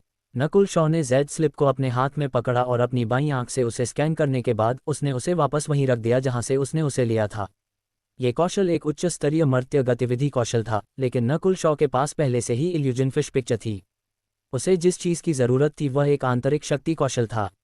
जैसे ही वह तीसरी बार फिर से चोरी करने वाला था, उसकी बाईं आंख उछलने लगी और उसके हाथ को हिलने से रोक दिया। इस क्षण एक अजीब मानसिक ऊर्जा ने उसे स्कैन किया। ये ट्रू स्पिरिट क्षेत्र में रहने वालों की आध्यात्मिक भावना होनी चाहिए, नकुल शॉ ने सोचा। आध्यात्मिक भावना एक ऊर्जा थी जिसे चौथे आसमान या उससे ऊपर के लोगों द्वारा बनाया जाता था, जब तक कि उनके पास विशेष कौशल न हो। अभी जो आध्यात्मिक भावना थी वह खोखले भवन की रखवाली करने वाले बड़े की थी, जो लापरवाही से चारों ओर देख रहा था। थोड़ी देर इंतजार करने के बाद ये सुनिश्चित करने के लिए कि कुछ और नहीं हिल रहा है, नकुल शॉ ने एक और जेड स्लिप निकाली। स्वर्गीय पवन देव तकनीक, उच्च स्तरीय मर्त्य कौशल और अपनी श्रेणी में अभिजात्यों में से एक। ये कौशल वास्तविक बल के संघनन की गति को बढ़ा सकता है। जब निचले स्तर पर प्रशिक्षित किया जाता है तो वास्तविक बल हवा के ब्लेड जैसा हो जाएगा जो मिट्टी को काट देगा। जब उच्च स्तर पर प्रशिक्षित किया जाता है तो यह निम्न स्तरीय मर्त्य हथियारों को भी भेद सकता है। विवरण पढ़ते हुए नकुल शॉ उत्साहित हुए बिना नहीं रह सका। ये कौशल उसके लिए उपयुक्त था। सबसे पहले, वह हवा में माहिर था और उसकी एक अच्छी ठोस नींव थी। दूसरे, वास्तविक बल को अधिक गति से संघनित किया जा सकता था, जिसका मतलब था कि उसके पास एक बड़ा फायदा था। ये जानना होगा कि सामान्य आंतरिक शिष्य केवल मध्यम श्रेणी के मर्त्य कौशल सीखते थे। स्वर्गीय पवन देव तकनीक न केवल एक उच्च स्तरीय मर्त्य कौशल थी, ये सबसे अच्छे उच्च स्तरीय कौशलों में से एक थी। जिन कौशलों में हवा और आग का तत्व था वे दुर्लभ थे और वे गति और आक्रमण पर ध्यान केंद्रित करते थे। इस तरह, जब तक नकुल शॉ इस कौशल को नहीं दिखाता, कोई नहीं जान पाएगा ये तुम हो। नकुल शॉ ने इस तथ्य की पुष्टि की कि स्वर्गीय पवन देव तकनीक उसका मुख्य कौशल होने जा रहा था। अब जब उसका लक्ष्य हासिल हो गया था तो नकुल शॉ ने कुछ और नहीं लिया। उसने और अधिक नहीं खोजने का कारण यह था कि एक समय सीमित था, दो पकड़े जाने की संभावना थी। बाकी समय के लिए नकुल शॉ ने स्वर्गीय एयर विंड तकनीक नामक एक कौशल निकाला। हा, ये स्वर्गीय एयर विंड तकनीक स्वर्गीय पवन देव तकनीक का सरलीकृत संस्करण है। नकुल शॉ ने संतुष्टि से सिर हिलाया। इस तरह उसकी स्वर्गीय पवन देव तकनीक को छिपाया जा सकता था। साथ ही उसके द्वारा चुना गया कौशल खोखले भवन द्वारा दर्ज किया गया था। खोखले भवन, एक छिपे हुए कमरे के अंदर। नकुल शॉ, स्वर्गीय एयर विंड तकनीक। क्या ये वही है जिसने पिछली बार लाइटनिंग विंड पाम को चुना था? एक बूढ़े व्यक्ति ने बुदबुदाया। इस समय नकुल शॉ कुछ उच्च स्तरीय मर्त्य कौशलों और मध्यम श्रेणी के कौशल स्वर्गीय एयर विंड तकनीक के साथ भवन से बाहर आ गया था। बेशक सबसे महत्वपूर्ण अभी भी स्वर्गीय पवन देव तकनीक थी। वापस जाने के बाद नकुल शॉ ने पाया कि यह कौशल ज्ञान से भरा था। नकुल शॉ ने आश्चर्य व्यक्त किया और पाया कि उसने इस स्वर्गीय पवन देव तकनीक को पहले कहीं देखा था। अध्याय 144, आसान नहीं मिशन। स्वर्गीय पवन देव तकनीक के अंदर का सार परिचित लग रहा था और इस बारे में सोचते हुए ये कौशल हवा के तत्व से जुड़ा था। तो इसमें कुछ ऐसी बातें थीं जो उसने पहले से ही 4 विंड स्टेंसेस और मिस्टीरियस विंड पाम से सीखी थीं। यहाँ तक कि लाइटनिंग विंड पाम में भी बिजली को बुलाने के लिए हवा एक आधार थी, इसलिए इसे एक बार पढ़ने के बाद नकुल शॉ ने इसका 10-20% समझ लिया था। अगर गोत्र का कोई और व्यक्ति यहाँ होता तो वे चौंक जाते। प्रत्येक श्रेणी के बीच का अंतर बहुत बड़ा था और निम्न श्रेणी के मर्त्य कौशल मर्त्य दुनिया में पवित्र मार्शल आर्ट थे। हालांकि गोत्र के शिष्यों के लिए एक निम्न श्रेणी के मर्त्य कौशल को समझना मुश्किल नहीं था, किसी को इसे चरम स्तर तक प्रशिक्षित करने के लिए बस समय बिताना पड़ता था। लेकिन मध्यम श्रेणी के मर्त्य कौशलों की कठिनाई निम्न श्रेणी के कौशलों से दोगुनी थी। सामान्य आंतरिक शिष्यों के पास केवल एक मध्यम श्रेणी का कौशल था और एक छोटी संख्या के पास 2 थे। जहां तक उच्च श्रेणी के मर्त्य कौशलों की बात है तो टूटे हुए चंद्रमा गोत्र में ऐसे केवल 100-200 कौशल थे। यहां तक कि यदि आरोही क्षेत्र के चौथे आसमान के तहत एक शिष्य इसे प्राप्त कर लेता तो भी उसे समझना मुश्किल होगा। इसलिए केवल कुछ ही मुख्य शिष्यों को, जिनके पास महान प्रतिभा, क्षमता और समझ थी, उन्हें उच्च श्रेणी के मर्त्य कौशल सीखने की अनुमति थी। नकुल शॉ ने इसे केवल एक बार पढ़ा था और उसने इसका 10-20% समझ लिया था। यह मुख्य रूप से 2 बिंदुओं के कारण था। उसकी बाईं आंख के उन्नत होने के बाद उसका समझने का स्तर बढ़ गया था। नकुल शॉ ने जो अधिकांश कौशल सीखे थे वे स्वर्गीय पवन देव तकनीक के समान थे। उसी दिन नकुल शॉ ने स्वर्गीय पवन देव तकनीक सीखना शुरू किया। उसने सरलीकृत संस्करण स्वर्गीय एयर विंड तकनीक भी पढ़ी। गोत्र के नियम बताते हैं कि खोखले भवन में मौजूद कौशल को वितरित नहीं किया जाना चाहिए, अन्यथा उस व्यक्ति की खेती अक्षम हो जाएगी। नकुल शॉ को गोत्र से अनुमति नहीं मिली थी और हालांकि यह कौशल वितरित नहीं किया गया था, फिर भी अगर उन्हें पता चलता तो ये परेशानी भरा होता। सरलीकृत संस्करण स्वर्गीय एयर विंड तकनीक इसे छिपा सकती थी। आधे दिन बाद नकुल शॉ शुरुआती स्तर में प्रवेश कर गया था और उसके शरीर में वास्तविक बल फुर्तीला और तेज था। 2 दिन बाद उसका सारा वास्तविक बल स्वर्गीय पवन वास्तविक बल बन गया था। नकुल शॉ ने इसका परीक्षण किया था और स्वर्गीय पवन वास्तविक बल के संघनन की गति बहुत तेज थी और इसमें आंशिक पवन रुख से तीखेपन का गुण था, लेकिन यह बहुत अधिक गहरा था। जितना अधिक वह सीखता गया, नकुल शॉ उतना ही अधिक आश्चर्यचकित होता गया। स्वर्गीय पवन देव तकनीक में 4 विंड स्टेंसेस के पहले 3 रुख से सभी ज्ञान शामिल थे। वास्तविक बल हल्के तैरने वाली नौक की आंतरिक शक्ति के समान था, तेज, फुर्तीला और तीखा। नकुल शॉ को अचानक एहसास हुआ कि स्वर्गीय पवन देव तकनीक में एक चाल उसके मिस्टीरियस विंड पाम के बिल्कुल समान थी। भले ही स्वर्गीय पवन देव तकनीक ने वास्तविक बल को प्रशिक्षित किया, फिर भी इसमें चालें शामिल थीं और उनमें से एक, जिसका नाम घूमता हुआ तीखा रुख था, उसके मिस्टीरियस विंड पाम के बेहद समान थी। यहाँ तक कि सरलीकृत संस्करण स्वर्गीय एयर विंड तकनीक में भी एक समान चाल थी, जिसका नाम रोटेटिंग स्वॉर्ड पाम था। क्या रितिका स्वर्गीय एयर विंड तकनीक या स्वर्गीय पवन देव तकनीक का प्रशिक्षण देती है? नकुल शॉ ने सोचा जैसे ही वह दृश्य उसके दिमाग में कौंधा। रितिका काफी युवा थी, लेकिन वह आरोही क्षेत्र के तीसरे आसमान के करीब थी। यदि उसने स्वर्गीय पवन देव तकनीक का प्रशिक्षण लिया था तो उसकी पृष्ठभूमि सरल नहीं होगी। इन बेकार विचारों को रोकते हुए नकुल शॉ ने फिर से स्वर्गीय पवन वास्तविक बल को परिचालित किया। जितना अधिक उसने ऐसा किया उतना ही अधिक उसे यह भयानक लगा। स्वर्गीय पवन देव तकनीक को आधार बनाकर उसका लाइटनिंग विंड पाम पूरी तरह से एक नए स्तर पर होगा। कुछ ही दिनों में नकुल शॉ की खेती आरोही क्षेत्र के पहले आसमान के चरम पर स्थिर हो गई थी। चूंकि उसने स्वर्गीय पवन देव तकनीक और लाइटनिंग विंड पाम सीख लिया था, नकुल शॉ को विश्वास था कि आरोही क्षेत्र के तीसरे आसमान के तहत कोई भी उसे धमका नहीं पाएगा। कुछ दिनों तक सीधे खेती करने के बाद नकुल शॉ की हड्डियां काफी कठोर हो गई थीं।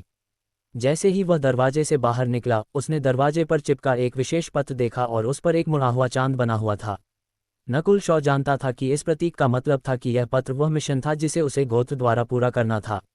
हर 2 महीने में एक आंतरिक शिष्य को एक गोत्र मिशन पूरा करना होता था और एक बार यह पूरा हो जाने पर उन्हें कुछ योगदान अंक और आदिम क्रिस्टल पत्थर इनाम के रूप में मिल सकते थे।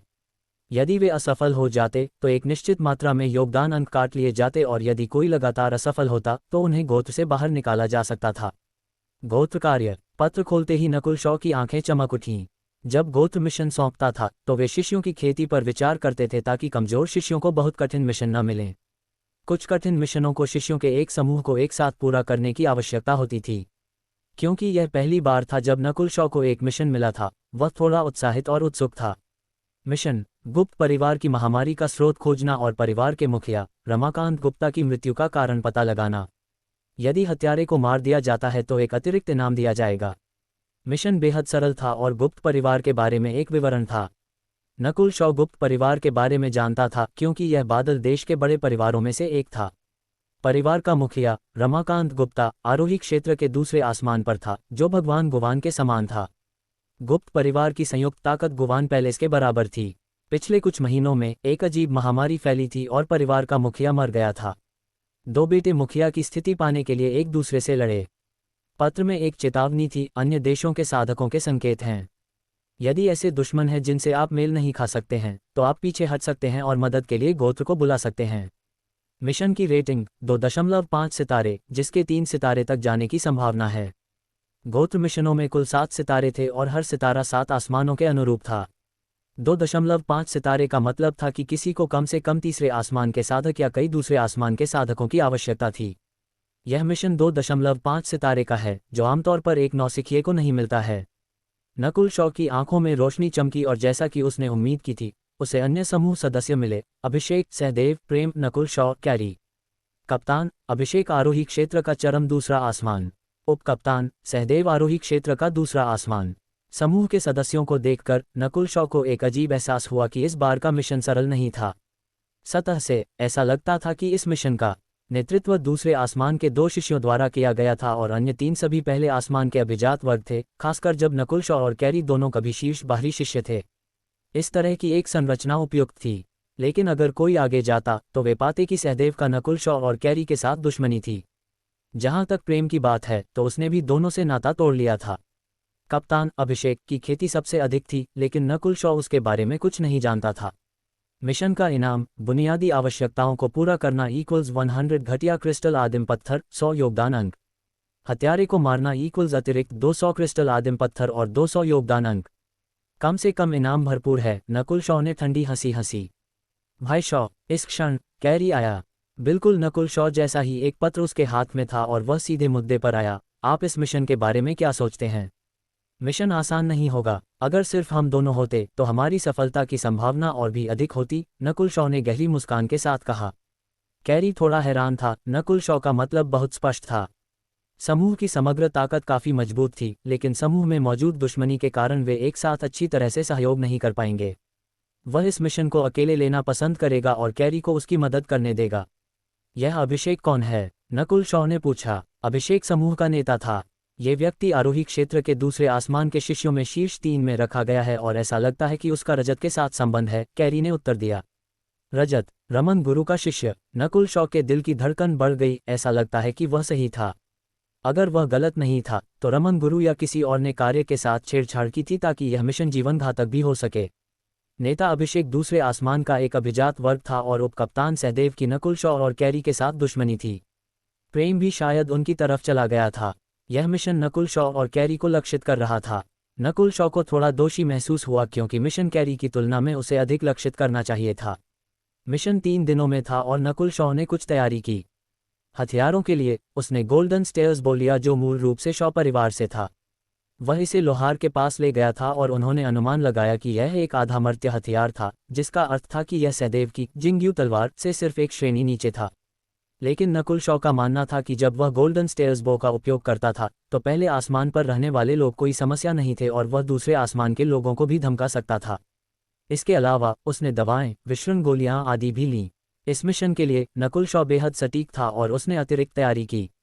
उसने पहले से ही सबसे खराब स्थिति की योजना बना ली थी और सबसे बुरी बात जो हो सकती थी वह ये थी कि यह मिशन उसे लक्षित कर रहा था और यह उसके जीवन को खतरे में डाल सकता था। एकमात्र अच्छी बात यह थी कि रमन गुरु के शिष्य केवल उसके विकास को रोकना चाहते थे। 3 दिन बाद गुप्त परिवार की ओर जाने वाले 5 लोगों का समूह एक साथ इकट्ठा हुआ। कप्तान अभिषेक भावहीन था। तुम दोनों बेहतर व्यवहार करो। अगर कुछ गलत होता है तो ये तुम्हारी जिम्मेदारी होगी। उपकप्तान सहदेव ने नकुल शॉ और कैरी पर ठंडी नजर डाली। प्रेम ने उन दोनों को गर्व से देखा, जिसने बाद वाले के अनुमानों को साबित कर दिया। उसी समय कुछ मील बाहर एक पहाड़ी पर 2 लोग खड़े थे। भाई रजत, यह मिशन उनके लिए बहुत कठिन है। अगर वह मर जाता है तो यह उसके लिए बहुत सुखद होगा। जैक विल्सन कुछ हद तक अनिच्छुक था।